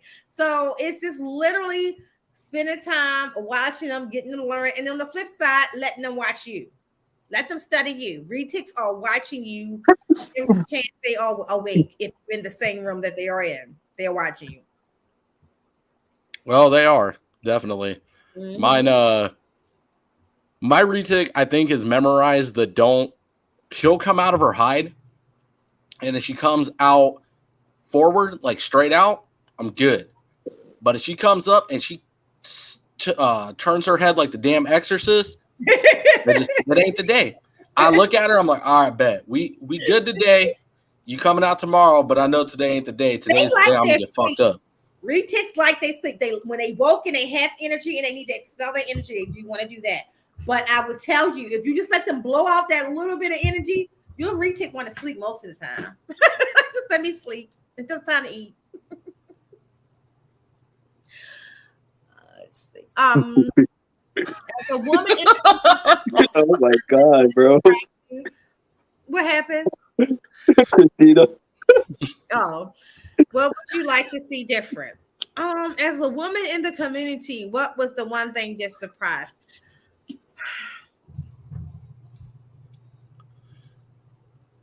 I think that the one thing that surprised me would be how many men don't think there is women in the hobby. Like there's actually more women that keeps reptiles than men, believe it or not. Can I add to that? There are more badass women keepers in general, let alone big snake keepers, that are more badass. Like you and Megan are another girl that you had fucking amazing too. Damn it, it's gonna come to me. But I've watched her on. You had a hit one here. You're talking about Abby. Yes, Abby. Yes, Abby, yes. the curly hair keeper. Yeah, her too. Fuck, I'm telling you, there's more badass. I could spend more time listing badass women keepers than I can men. Yeah. Well, the reality of it is we win and we do everything better. It's like that now. Man. Bro, I was gonna say it too. I'm glad you said The it. reality of it is, but no, even the pioneers, like a lot of the pioneers, the Lorries and the Tracys, Tracy Barkers and the Lori Barchecks, they're the ones who created a lot of what we do today and a lot of how we do today. You know, they're the pioneers of that. You know, Tracy Barker on the ball python and the boa side. You know, so I mean that's somebody I would love to interview. Like if I ever got a DM from Tracy Barker to say, hey, I'm willing to come on Reptiles and Cocktails, that would be like just amazing. I grew up on her education and, you know, her ideology a lot. You know, she was one of the very few women. I think before she was Barker, I think it might have been Tracy Miller. But I grew up with like just idolizing her because for me, that's made me realize that there was women doing it on that level. So I think that's the biggest thing. A lot of men don't realize like this, it's not taboo. Like there should be more women even visible because there's more women that we don't even see on Instagram, right? But they just choose not to be. It's the idea behind our Sunday lives, you know, bringing light to the women of the hobby. Mm-hmm. We need to start doing more of them, Chris. Bro, I was thinking about like twice a month because, I mean, there's a bunch. And I go out there and I just try to meet them all. Like I try talking to them and bring them on the show. Like we got a bunch of new ones on the show tomorrow. We actually got Christina on the show tomorrow. Yeah, that's going to be interesting. It's going to be a big ass argument the whole time. So, I want to see like a brother and sister love argument, like fucking Jesus. Oh yeah, that's for impact. Christina and Levi tomorrow. So Nicole, can you share about why you do breast cancer walks? What is your favorite memory from participating in these? So for many of the people who follow me, they know that my youngest sister in 2015 was diagnosed with breast cancer, stage 3. The scariest thing that as a sibling I had to deal with in my life, it impacts the family in a way that you could never ever put into words. So my wish was that, I prayed to God that if he allowed my sister to live through all that she, had to go through, that I always did like the small cancer walks, like the little local 5Ks, but I would commit to doing a 60-mile cancer walk every year that she's alive, if he allowed her to live. And so I just started to do it. I started off initially with a couple coworkers, and then when they said, I just can't do it anymore, I just kept going. And so I just started doing it myself. And so when I started doing by myself, I said, hey, I want to do it in a place that is just beautiful. So I choose San Diego. So I fly to San Diego and do them every year now. Respect. My greatest memory, Christina, is one of the things that motivates me to do it regardless of how much my body aches. It's walking with the family members of people who've lost their daughters, wives, sisters, cousins, like whatever. Like I walked this last time. I was walking up a hill, and this hill was steep, and I'm telling you, it was killing me. This man comes up behind me, taps me on my back, and when I look ahead, he has a sign. The man is 90 years old. The sign says, I'm not 90, I'm 30. And I'm walking for my wife who passed away in 2017. And I looked at that 90-year-old man and said, girl, get your ass up this hill. Like, I don't care how painful it is. You have no excuse. So I think the memories that I take away the most is the people and the stories that you see along the way. And it's another reason outside of just my sister that makes me show up again. And then you build great relationships. Like you meet people that you want to see at the next walk. Respect. So much respect, Nicole. That's incredible. Did you answer that? I'm sorry. Did you answer that other one? This one? Advice would you give to? Oh no, I didn't. I'm sorry, I didn't see that one. What advice would you give to women coming into the community? So I'm like not a person who's big on giving advice, right? I like to give people warnings. So it depends on how you're trying to come in. What are you trying to do when you come in, right? If you're coming in, you want to be a model, my advice might be different. If you're coming in and you want to sell ball pythons or retics or corn snakes or whatever, my advice would be different. Overall, I would say, remember that this is a community, although large, is very small. And what you present out there is what people are going to remember for years, right? So I think it's important that when you come in, and I'm just believing in, as a woman, carry yourself confidently as a woman, respectfully as a woman. That's my advice to anyone. But for the girl who's coming in on a whole other thing, maybe she wants to be a reptile model. You know, my advice to her may be different. It may be, maybe you should connect with this person instead of this person, you know, type of advice. So it depends. I try to stay away from advice, even when it comes to marriage. People always ask me for marital advice. What works for my marriage ain't going to work for yours. I can give you the same advice that works for mine, and your marriage is a divorce tomorrow because it's just not going to work for you. Respect. Me and Chris need couples counseling. That guy's a fucking asshole. Mitzi, I can't believe you're late either. No, I'm messing with her. Right? Baby, I love me some Mitzi. Wifey. What's up, wifey? Superstar. Yo, shout out CMB one time, not just for being the sponsor. Yeah, they're here right now. Fucking badass. Like, you walk into the store and she holding crazier shit than he is. It's entertaining. Bro, I was watching that video he posted with his wife. She's like, I'm about to get bit. And she opened the bag and she's like, yep, I'm going to get bit. Yeah, she's fearless, bro. But, yeah, I mean, yeah, she's fearless. I get that right. But I'm also going to, since you're shouting now, I'm going to shout out Mi Familia. The family. Yeah, we all in a group chat together and Christina talking shit. And she finally got me to break on camera, so... Christina, thank you. I enjoyed it. And I just appreciate people like you. Like, you know, again, that's what community is about. I met Christina through watching Tim's channel and being on Tim's channel, and she's followed me ever since. So that's the kind of support that we want, you know, and that's why we come on each other's podcast. For the people that's in this part of the community to come over to this part of the community. So we become one big community, you know.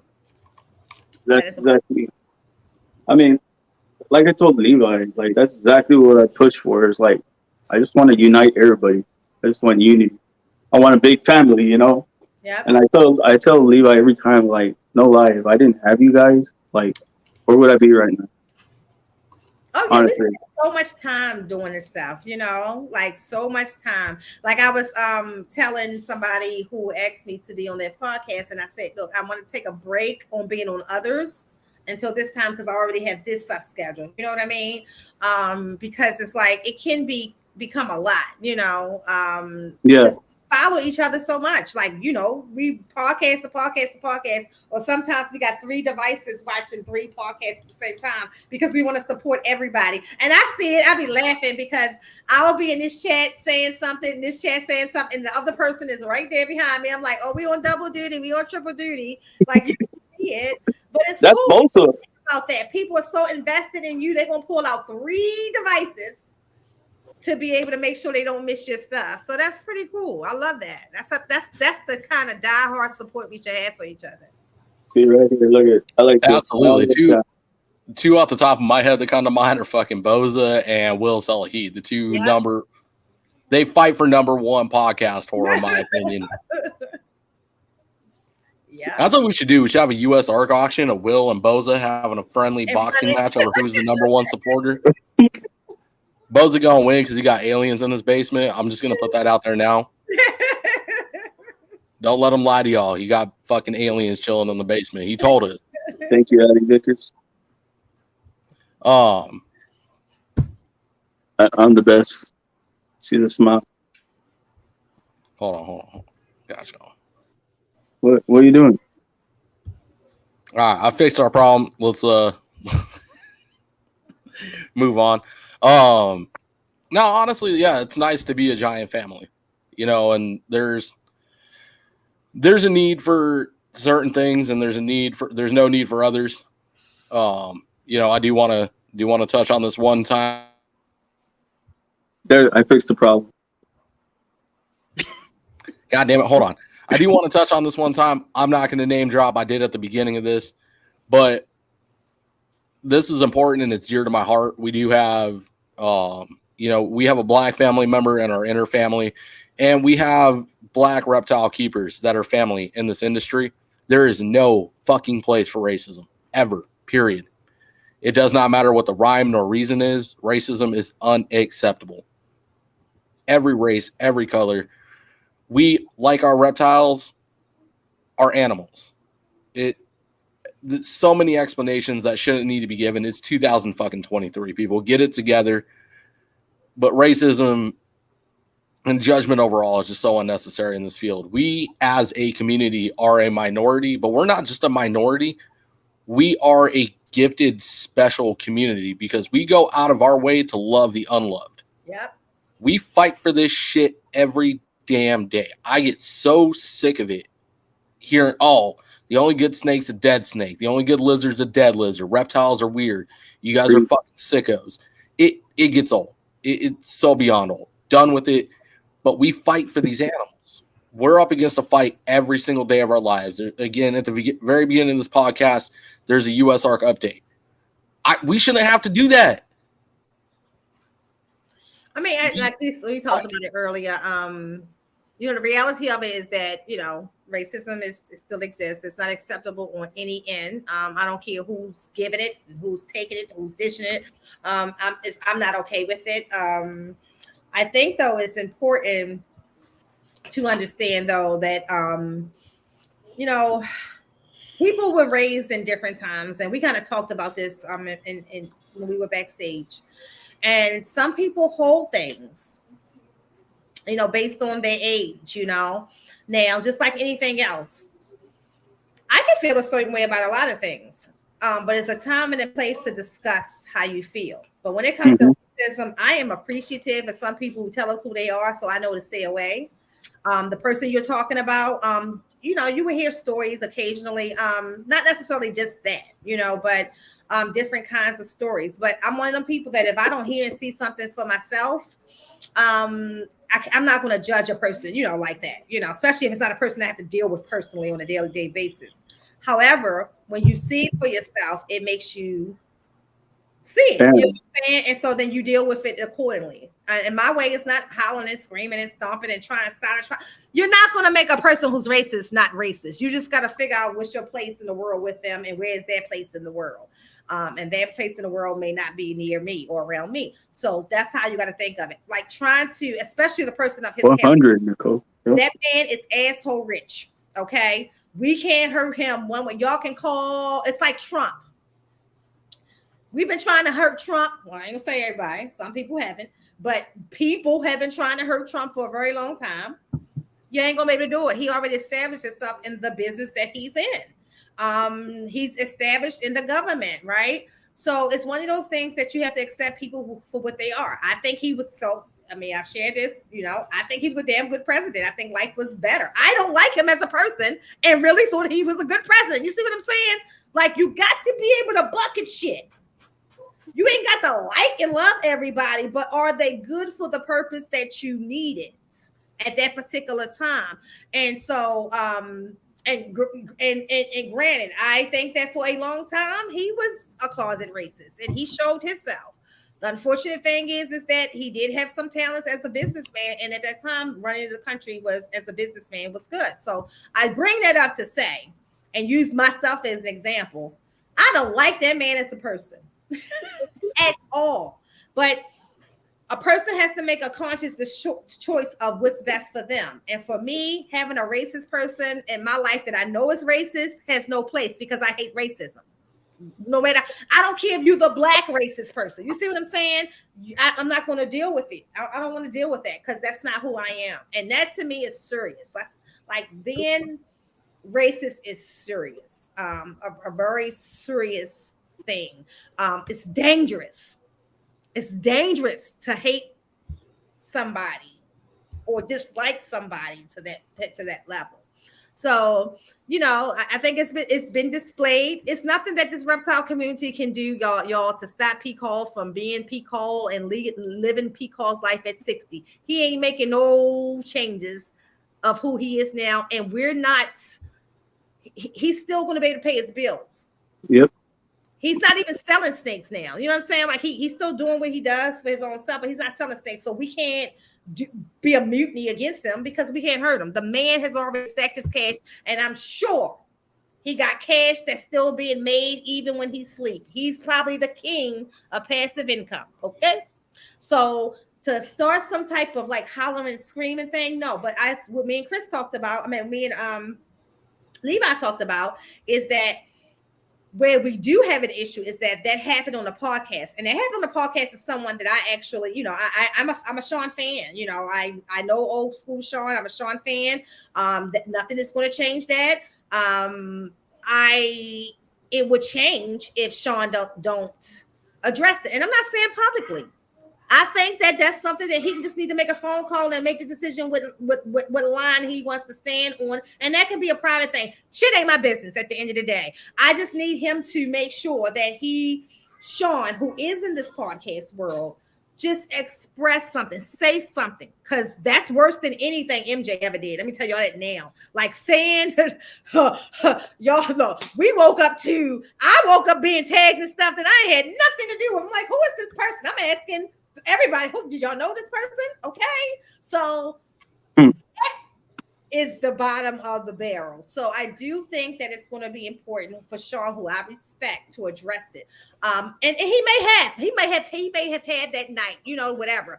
But because the people who were watching it didn't see it, that has to be addressed. And for the people who, I know a lot of people who still had relationships with P. Cole that they would have to make decisions about. I'm surprised, y'all, and I said this, like I said, you hear the stories. I'm surprised that it happened when it happened and where it happened. I could see if this was a video or something like that, because he had to know. You can't be that old that you don't know that. Well, take it back. Let me say in his defense, y'all. For a long time, back in the day, people didn't know black people were in the reptile community. So I'm gonna give him some credit. Maybe he didn't know black people was watching. I don't know. But I am going to say that it is Sean has to find some apologize on his behalf. I don't think y'all ain't gonna hear that from P. Cole. I don't think. And I can tell you that, right? And I can tell you that if we created a mutiny against them, that man's life is not going to change, dead or alive.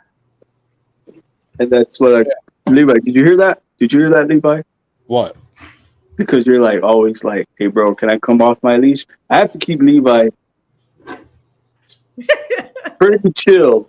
Oh, he was pretty upset an hour or so ago too. Yeah, he'd be like, Chris, can I come off the leash now? Be like, bro. Well, hold on. Let me cut you the fuck off for a second there. Hutch, yes, in that Instagram live. Now again, like we're talking about this mutiny, I was gonna go in on Sean. Don't get me wrong here. I was gonna go the fuck off on opportunity and a window open to let that man have it. Here's the thing. Everybody needs to take a breath and take a step back and understand that MJ was in the same exact situation. I'm not saying that the levels of the crime committed are the same, but what I'm saying is MJ was in the same exact position. He said some dumb shit. He did some dumb shit. He's admitted it. Everybody's aware of it, and now he's making amends to it. Sean's caught up in the moment. I'm going to give him the benefit of the doubt here, and I suggest everybody do the same that a lot of people that you would never have expected have given MJ another chance. Let's let him reconcile his situation. Let's let him fix this. Give him time to fix it. You know, it's hitting the scene now. It's fresh. He's reacting. He's not being proactive. Again, let's not start a riot and burn his fucking house down. Let's give Sean a chance to correct this, move forward, and better himself. The same that MJ has done. So thank you, Levi. And I will say this to Elias because I can. That's not fair. Because I'm gonna tell you, I'm gonna put myself in this situation, and y'all seen it, okay?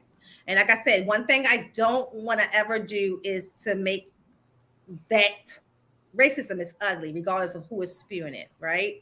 I don't want to make it seem like it's only a bad thing when other people do it, right? Because I'm telling you, you watch podcasts, we hear racism.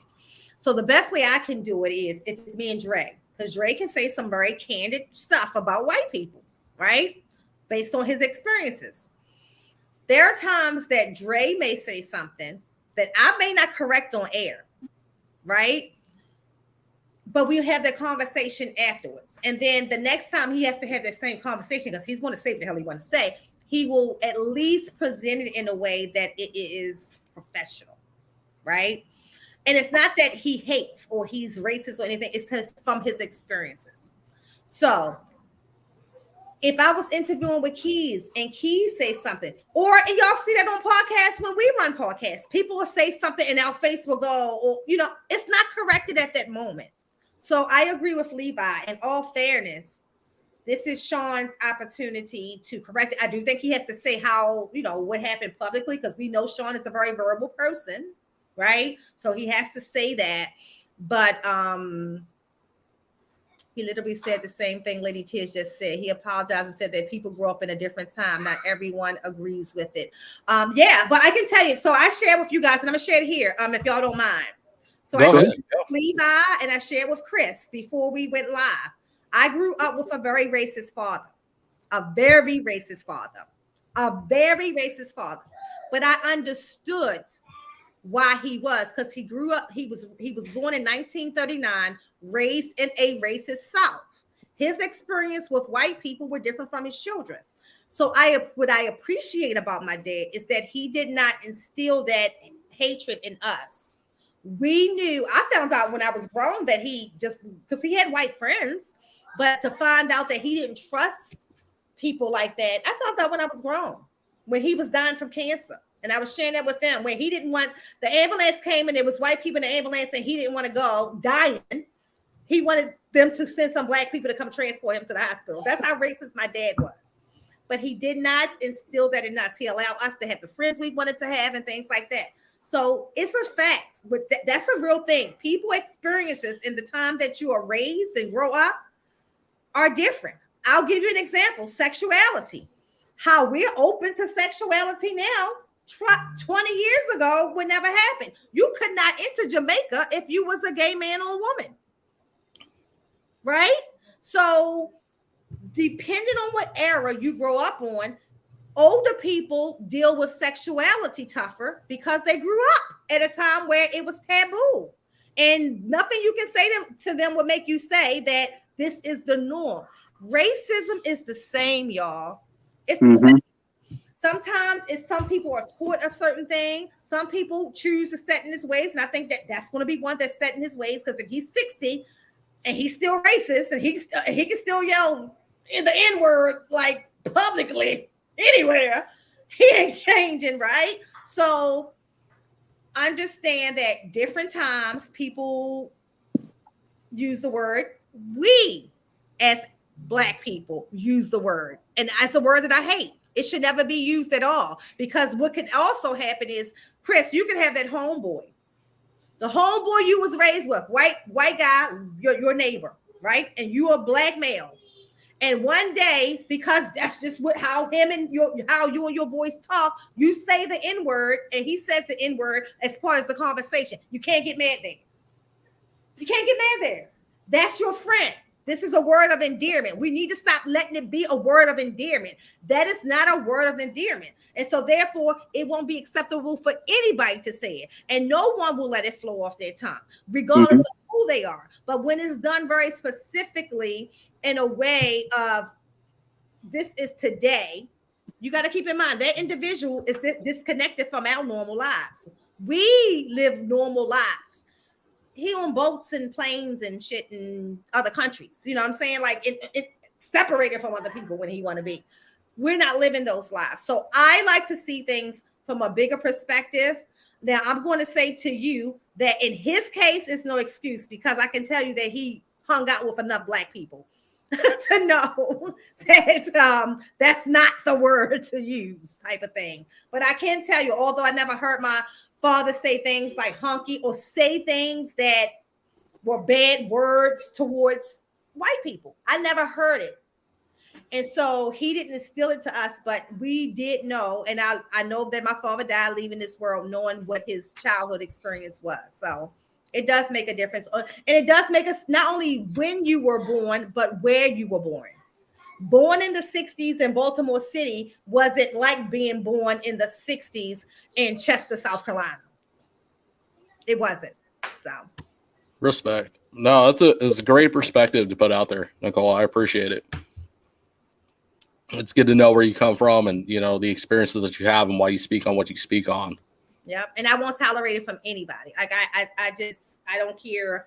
I have been around Black people who've said racist things and look and say, now, if somebody else said that, we'd be ready to take their heads off. You know what I'm saying? Like if you said that, somebody else said that to you, you better take their heads off. So it can't be okay either way. Either way. Yeah. Respect. I understand how sexism, racism, drug use, violence, etc. is accepted in movies and music, yet nobody gets upset. We need to change our culture. Well, so I think it, like, just like we're talking about and we having this conversation, John, the movies educate sometimes. I have seen movies who help my perspective.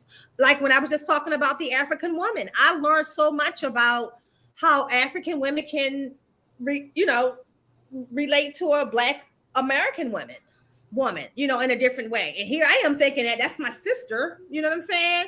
They look at you differently. So it's all based on where you live and what your experiences have been. Much respect. Much respect. Yeah, Elias, no, I get that. I would not. What I'm saying is that Sean can't be the one that's being attacked initially unless he doesn't address it and fix it. I'm not saying, look, that other one, I'm like I said, and that's somebody I respected, like I respected P. Cole for years, as far as what he gave to the hobby. Like I was telling somebody earlier, I have Cole albino boas in here right now. You know what I'm saying? They were not bought from him, but that is his bloodline. So, to say that then I'm gonna get rid of my boas. No, like I'm not going to get that emotional about it. The man did deposit something into this hobby. He needs to be dealt with, not Sean. Sean didn't say it. He didn't give him a script to say it. Sean's only responsibility is to appropriately address it, in my opinion. I mean, Sean did address it in that live. See, I didn't see it live because I didn't watch it live. I was on Hair Down. So the part that I watched is not there. So I'm assuming that it was edited out, which it should have been. But yeah, Sean did it live, and he was justifying why Pete said it, and a lot of us in the comments were basically like getting him to backtrack on what he was saying. And again, sorry, I already forgot his goddamn name. I'm so bad about this. Forgive me. I will remember your face. I will never remember name. Creative Reptiles. Sean came out and he did an Instagram live, and in the moment, again, there's a lot of pressure. A lot of us were on his ass. I was one of them. Again, I would ask that you give him the benefit of the doubt here. Let's be the bigger people. Let's give him a chance to correct this and learn from this mistake he's made of justifying it and, allowing this shit to fly and see what happens. Again, the same thing that we've done with MJ. And I hope that we do with everybody. When we do something fucking stupid, let's give people a chance to correct that, correct the mistakes that they make. Nobody's perfect. I made a huge fucking mistake coming into this. I attacked fucking Benji. I'm sorry for it today. I should have never said that shit. I should have never fucking done that to that man. Happens. I think too, like I said earlier, like we got to get away from bringing it all to the internet. Sometimes we can settle so many things just having a conversation offline, right? So even if it was me, if I had Pete Call's number, I would call Pete and tell him what I really think, and then I ain't gotta tell you about everybody what I said. I could say what I had to say. Never dealt with the man. If I had to deal with the man, he's not a part of my life. You know what I'm saying? So let's say if it was a breeder who's actually a part of my life. You know what I'm saying? I would just actually call them, say what I gotta say, and cut the relationship off. I don't have to announce it to the internet. I don't have to get a crew of people behind me to attack this person. Like I'm an army by my goddamn self. By the time this mouth when this mouth go there, like that's a whole nother story. So I already dealt with that, and I can just keep moving on.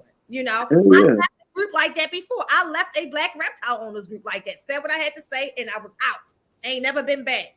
Don't ask me to come back. When I get to that point, that's it. And so therefore, you have to cut the shit by the head.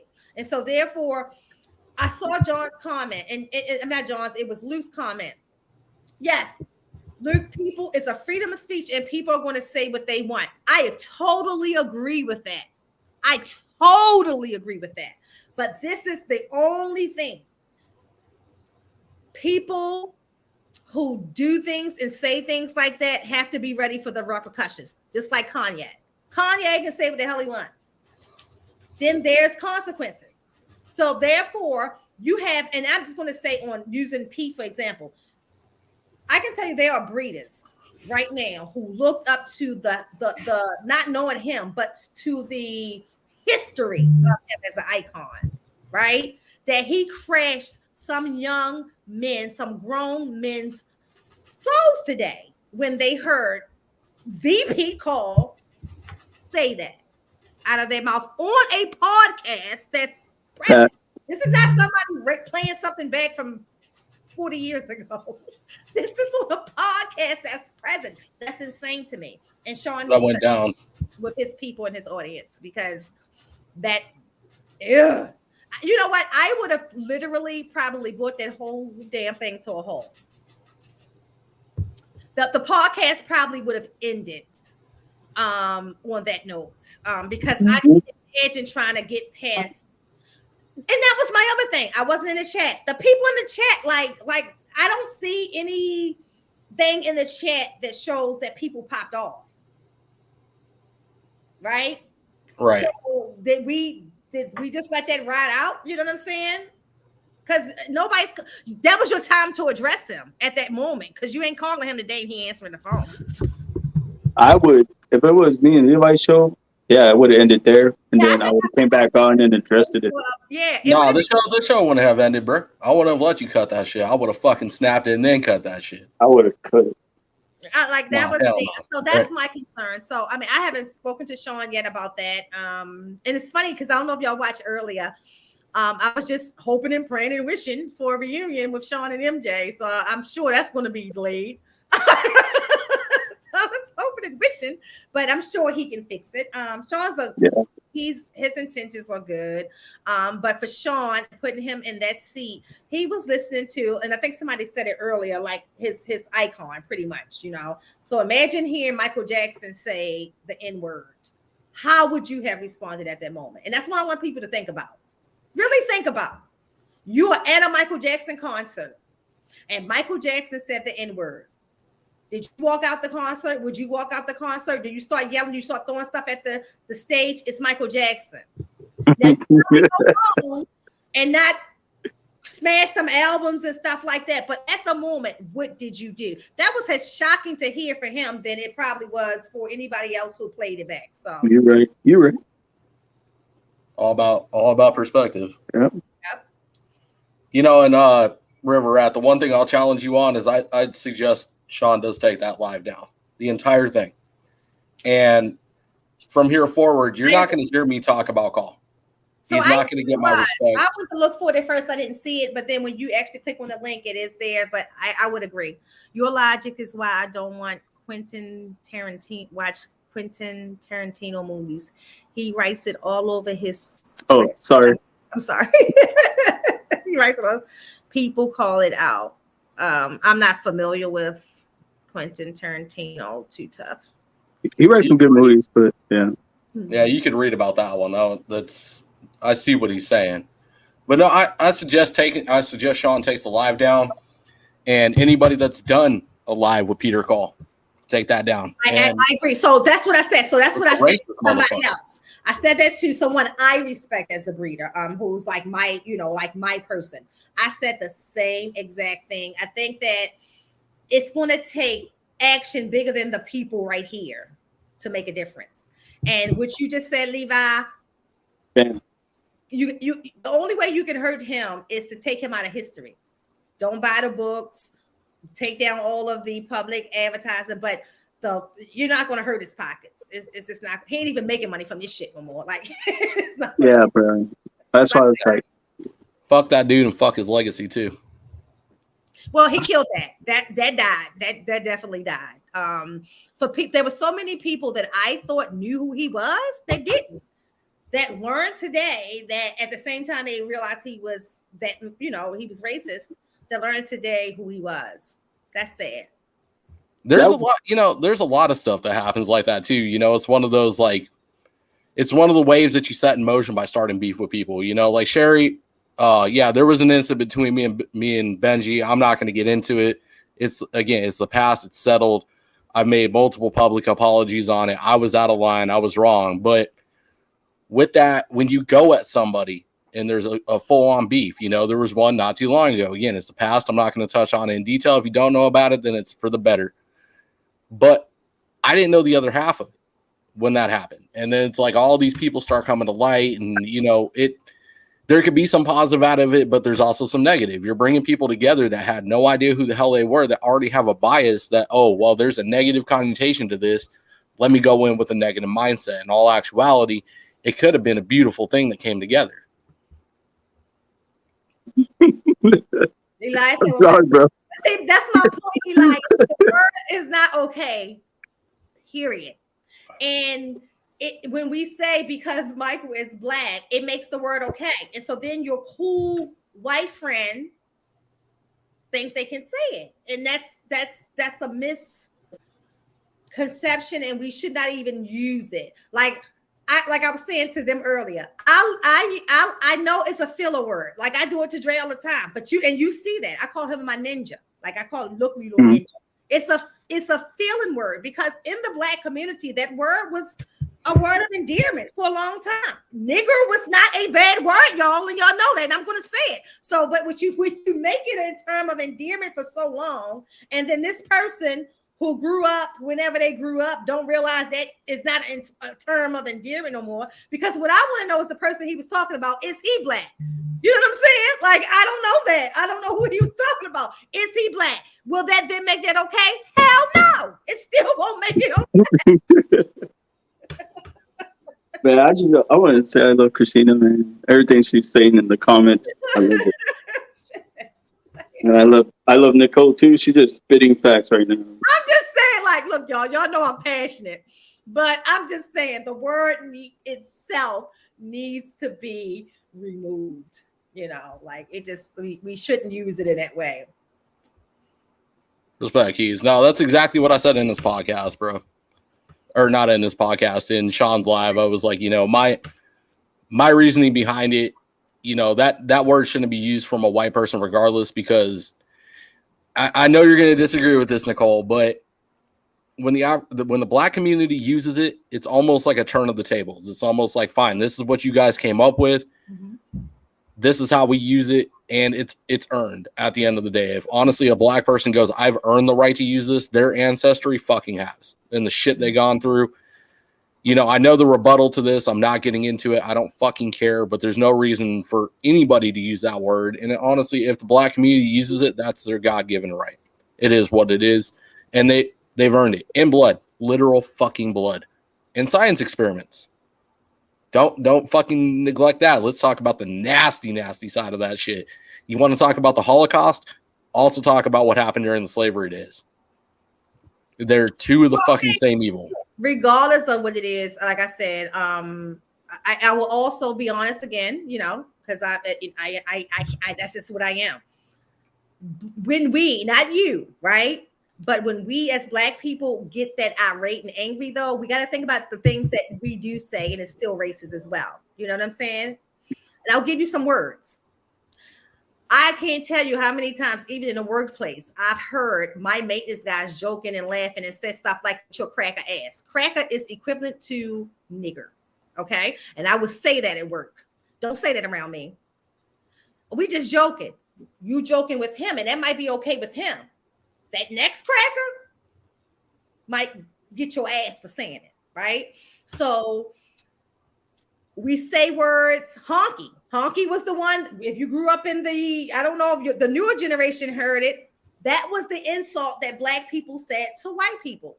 You're honky. You're honky. I still don't know what honky is to this day, but that was the word that we would say, right? That's racist too. So like I said in the beginning, I'm all for punching the racists, like getting them. I'm all for it, shutting it down. But it's not just when it's the white man. It's when it's us too. It's when, and let me tell you something I see. It's when you see your Black brother with the white wife and the girl goes, oh, he with that white girl. That's racism. That's racism. Sisters, that's racism. And vice versa. So again, we can't pick and choose. We want to call it out. I'm going to call that shit out every single time. That's racism too. Respect. Don't use cracker. Don't use honky. That's racist too. When you talking to your friend on a phone call and you say that cracker ass, blah, blah, blah. And sometimes we say cracker ass nigger. You see what I'm saying? So let's just keep it funky. We can't make these words cool because then when he gets on here and he says what he says, and like I said, maybe this guy is a Black guy and he was just saying it like my homeboy, right? I don't know that. I don't have those details, but he shouldn't be saying it in a period, right?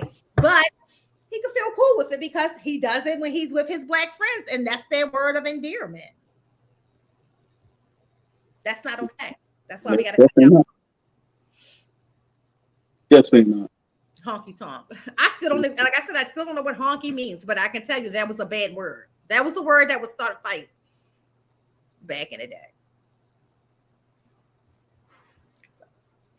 Yeah, I know a lot of words, but I still don't know what half of them mean anyway. But white.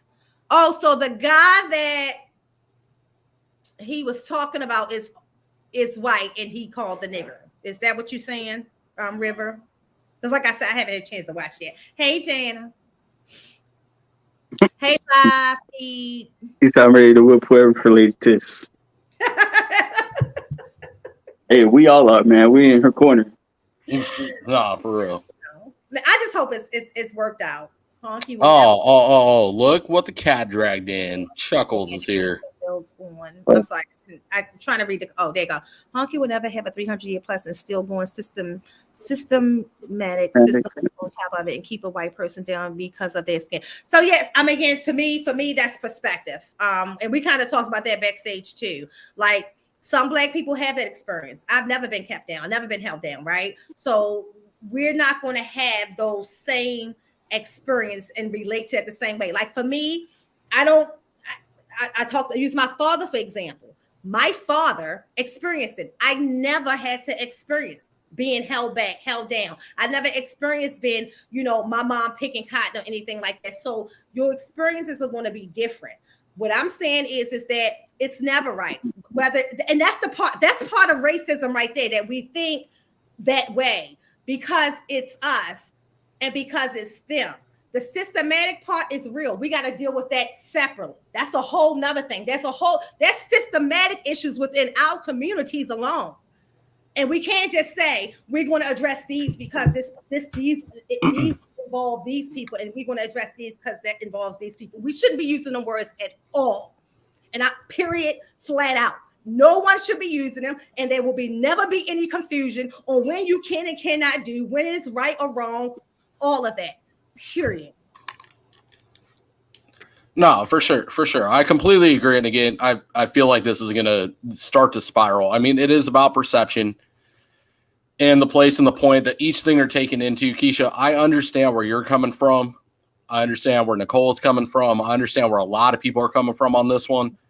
And you know, everyone just take a breath. It's about perception and in the moment of what you're specifically talking about. Well, like even this you is why said earlier with why him being politics. raised, him being 60 years old, he came up. Who somebody said in the chat, he came up in a different America. So we're going to say because he came up in a different America, it was okay for him to say the N word. No. Because in this America, everybody know that's not okay. So even if you, because there are some countries you can go to and race is not an issue. I traveled the world. There are some countries you'll go to, they'll never even say. In fact, there are countries you go to, the black woman, a lot of them being Hispanic, is a queen when she steps off a plane. They look at us totally different. So black ain't bad everywhere, right? So based on a person's experience, like my dad from being from the South, there's nothing you was going to be able to say to my dad to change him. But he did not instill that into us. And so because of that fact, we would talk not to use those words. We couldn't say stuff like yo, like with so many words, like yo's a dog is a bitch. Don't say the words, and then no one would ever think that shit is okay. And he only thought it was okay because for all these years, you better believe he's been saying it. Mm-hmm. Yep. Facts. Boom. Mic drop. Yep. All right. Eric says, you look like Brain from Pinky and the Brain. Eric can kiss my ass. And so can Hutch over there. All right, so Andy Boza, damn it. I'm totally taller than a second grader. I at least got the height of a third grader. Put respect on my name. Right? That's an ambassador, man. What? Oh, sure. Stay tuned, folks. Stay tuned. Right? Everybody's like, yes. Okay. Let's do this. Let's end this on a positive note. Because that's what we're all about here. I know this is gonna. I knew this was gonna open a can of worms, and it rightfully so. It's a discussion that needs to be had. And me as a 50-year-old woman, I can tell you that it's a word that, it's a word, right? But people should call P. That's right. He's the one who said it. Call P. Yeah. At the end, at the end of the day, my objective here, I will never own a call line. I'm not going to fucking talk about this dude like he's somebody special anymore. Fuck what he did for this hobby.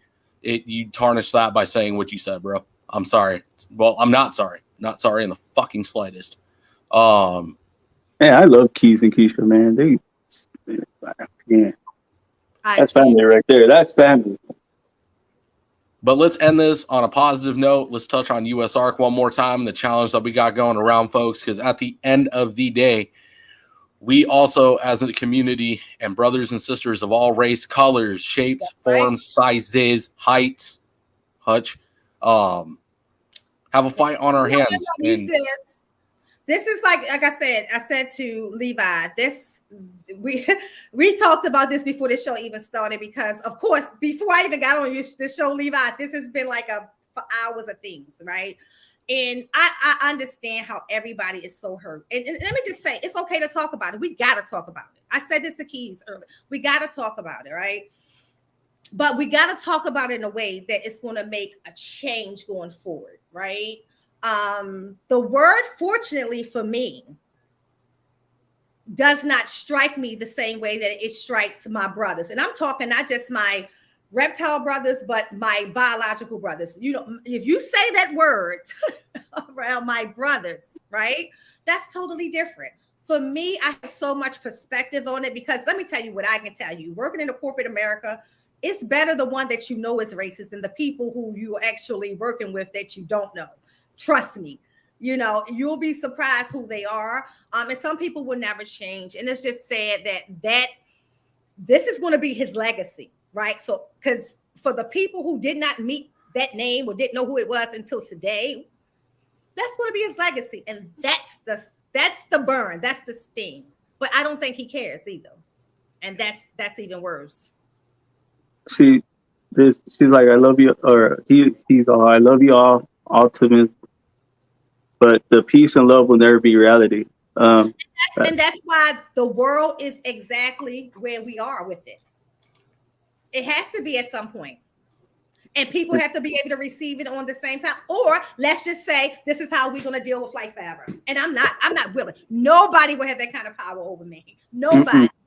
If you ever ask anybody, and I'll use myself an example, when I knew someone was racist at work, that was so much more fun for me. You know why? I was powerful. I was educated. I was in a position to make change. I was in a position of power that regardless of how racist you was and how much you hate me, you had to hear me. I'm a grandstand on that. I'm not going to grandstand on your hate. And that's why, I don't know. That's why I keep pushing the positivity and stuff. Like he said. Yep. You know, people aren't going to see like, oh, all sunshine and rainbows, like Levi says, but that's why I keep pushing it. It's the only thing to push. There's so much negativity in this community. All I want to do is push positivity. Why not? Yeah. That's the fact. I mean, it's hard. Like, it's draining. It is hard. Like, forget this situation. Think about the last week of the holiday, going into the new year. That was draining. And for us, you guys, because I know you guys was on it too, just trying to maintain positivity. You know, like we're talking about this. We're not talking about this to bash anybody in the reptile community. We're dealing with the person who we're dealing with, right? I think though, what hurts me to what Elias said is that's how my father died, Elias, and that's what hurts me. It hurts me that he would never open his heart and mind, and he may have missed out on some wonderful opportunities to meet some awesome people because that's how he felt so bad. And I'm not knocking him, and I will never knock him. He grew up in a different South, okay? So I can never knock my father for that, and we never tried to change it. It was who he was. But I will say what hurts me is that no one realizes that the only way that we're going to come to that common ground and that the peak calls won't be ever comfortable if we come to a part of peace and love. And I will use the best place to see it is in the gay community. Think about 20 years ago and where we are now with what happens if you insult someone in the gay. That's why I love it. That's what I love. And I said this before about that community. They stick together. They love each other regardless. And if we don't put those same things in place as a people, not just that community, but as a whole community, then the love never gets shared. You never get that opportunity to change that mindset of that racist uncle or father of your best friend who's not racist. You know what I'm saying? So the dialogue is important. I'm going to tell people, I always say, you got to talk about it. And coming into this podcast, like Levi said, it's heavy. It's on people. It's on people. People are shook by that.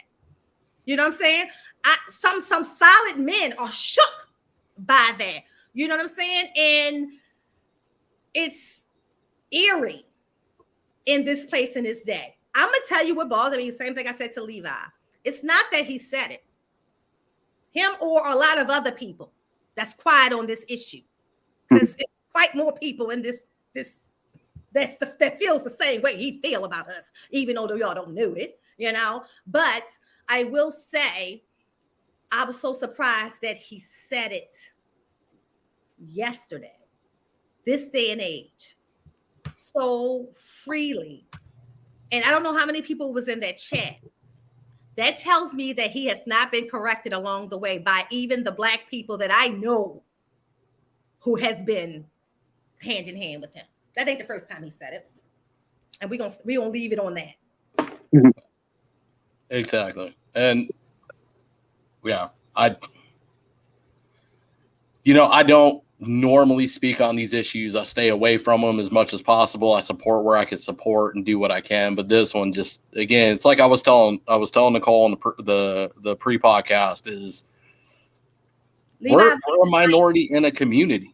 You know, we're a minority community as it is, and that's just labeling it the reptile community.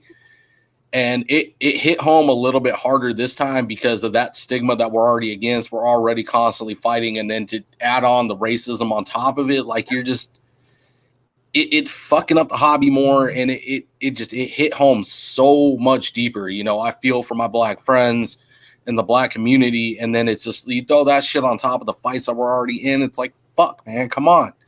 And Like, we are better than this. Who like what I can kind of relate to is like people who are in this hobby who did prison time, right? That is a word that they heard from superiors a lot.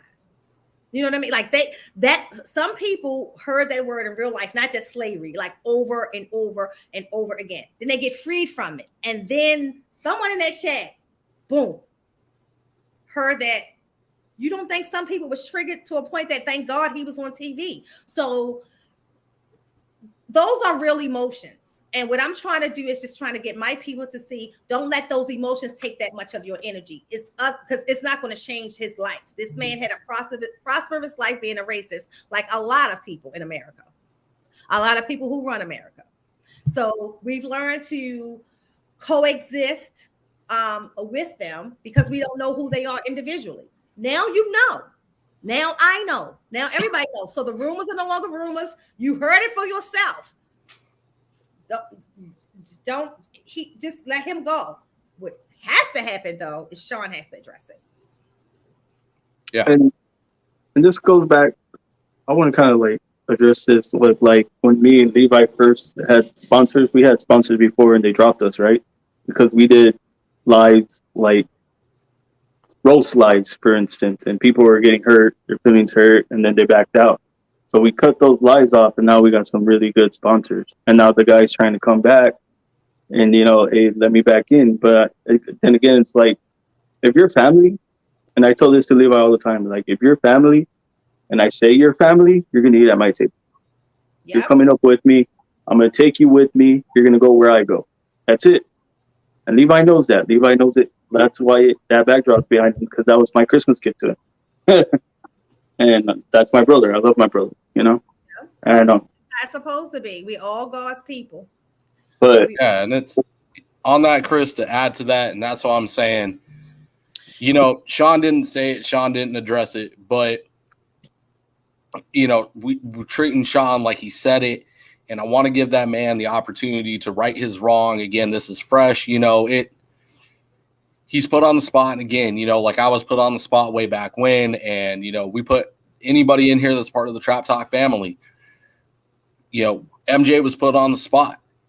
And he was being hit from every angle. I strongly believe that Sean's getting hit from every angle right now. He's panicking. He's freaking out. He's reacting instead of being proactive. Give the man an opportunity to truly address this, to not try to, wiggle his way out, not even wiggle his way out of it, but try to defend himself and do what he does. And I love Sean. I respect him. I respect Sean. If he doesn't address it, it wouldn't be the same with us. And that's just, shit, I'm sure he can lose one less, friend in the hobby, I'm sure, but I don't want that to be. I'm hoping that he does the right thing because he also has friends of other races, you know what I'm saying?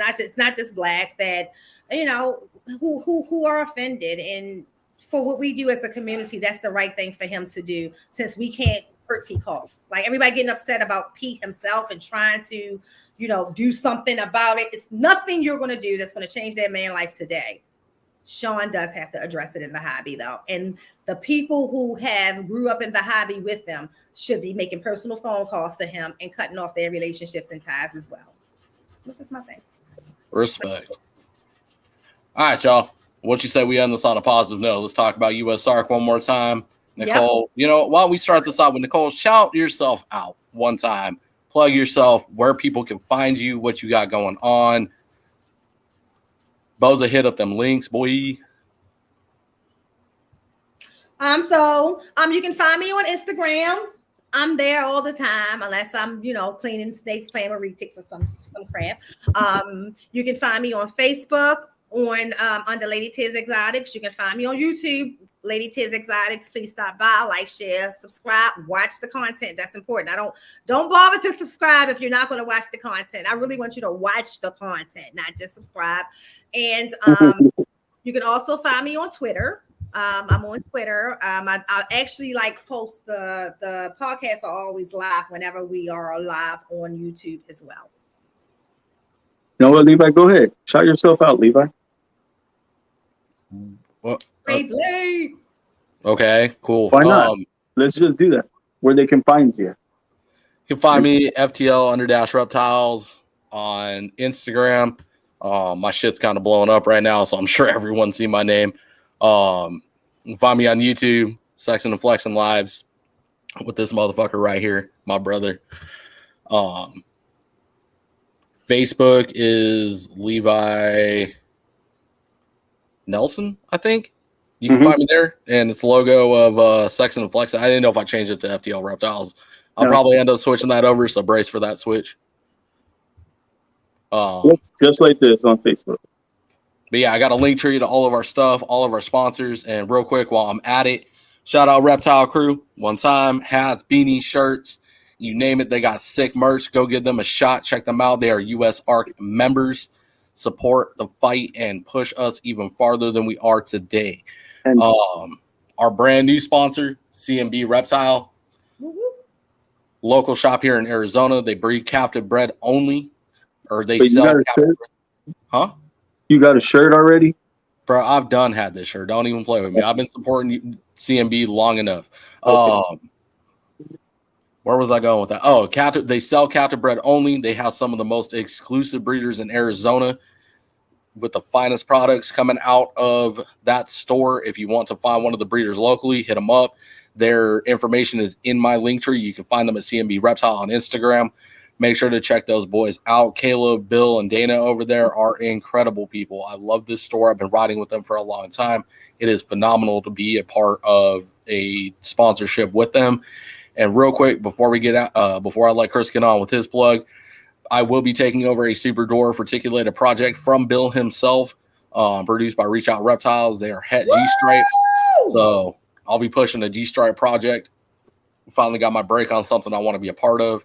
Again, everyone knows how I feel about the Mainlands. I want them to become more exclusive, less known. I don't want to see them on tables as popular as they are today. With all due respect, I want to see those prices skyrocket.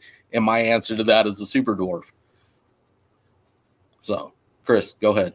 All right, I'm going to shout out Eden Den for making the flyers for us. That's our flyer boy, Eden's Den. And, you know, like I always say, positive. Like, if I say family, it's positive thing. Like, you're family. That's it. And when I say family, like, shout out to Mi Familia, because we also got the sticker for Mi Familia. But you can find me on Twitter, TikTok, Vero, Instagram, you name it. And I'm also going to shout this out. Thanks, Eden. I thank you for the QR code with the logo. Guess what? It's happening, bro. We made it. We got it done. Respect. Shout out to Mi Familia, bro. The whole family. That's what I just said. I said Mi Familia right there. My family. It's not a clique. It's a family. That's why I said. Shout them out again. Shout out Fiji Water, Hutch. Yeah, Fiji Water. Sponsor Fiji Water. But we're sponsored by Fiji Water. No, we're not. Shut up. Yo, Nicole, are you still there? Oh, she's backstage. I guess her phone. Sorry, guys. My laptop died, so I had to go get the iPad. Oh, damn. Bet. Here, let me get you back up here one time. I just want to say, before we get up out of here, Nicole, you got anything else? No, just shout out, to my family, usual suspects, everybody in the reptile community. Stay positive, support each other, love on each other, find something. I mean, we can disagree and love. We don't have to agree with each other, and just disagree and love. And then just understand that I know that the discussion that we had tonight is a tough one. It's a tough discussion to have. But I saw Jay's comment, and I would say I would disagree with Morgan Freeman. What happens when you stop talking about racism is that people who've been racist for many, many years slip out on a podcast and say it twice. So you got to remind people that it exists and don't say that's it. So that's it. Yeah, shout out FNA Boss, bro. Thank you. Thank you for coming in here, watching the live. February? Right? What happened? I didn't. FNA? We'll see them in February. Okay. Oh, yeah. Hopefully. They still haven't picked a day, so hopefully. Well, let's get that going. Nicole, we'll be working together again, whether it's here or yours. Yep. One time before we get out of here, I do want to shout out Nicole herself. I've been extremely excited about this one. And it was a great podcast, as I knew it was going to be. Your keeping skills, first and foremost. This is about the reptiles and about the animals. Your skills are second to none. Your love, care, and concern for your animals is phenomenal, and it's been an amazing podcast having you on. I'm glad that we were able to get to some extracurriculars and get some perspectives and be able to touch on what's going on in the industry too. Much respect. And again, I look very much forward to the next one that we do together. Cool. Thank you. I mean, like I said, I was, definitely enjoyed being here with you guys. I knew it would be. Unfortunately, right, it was under all of this circumstances, right? But again, like I said to Levi, I understand that it's words hurt, when it's words that come from a dark place.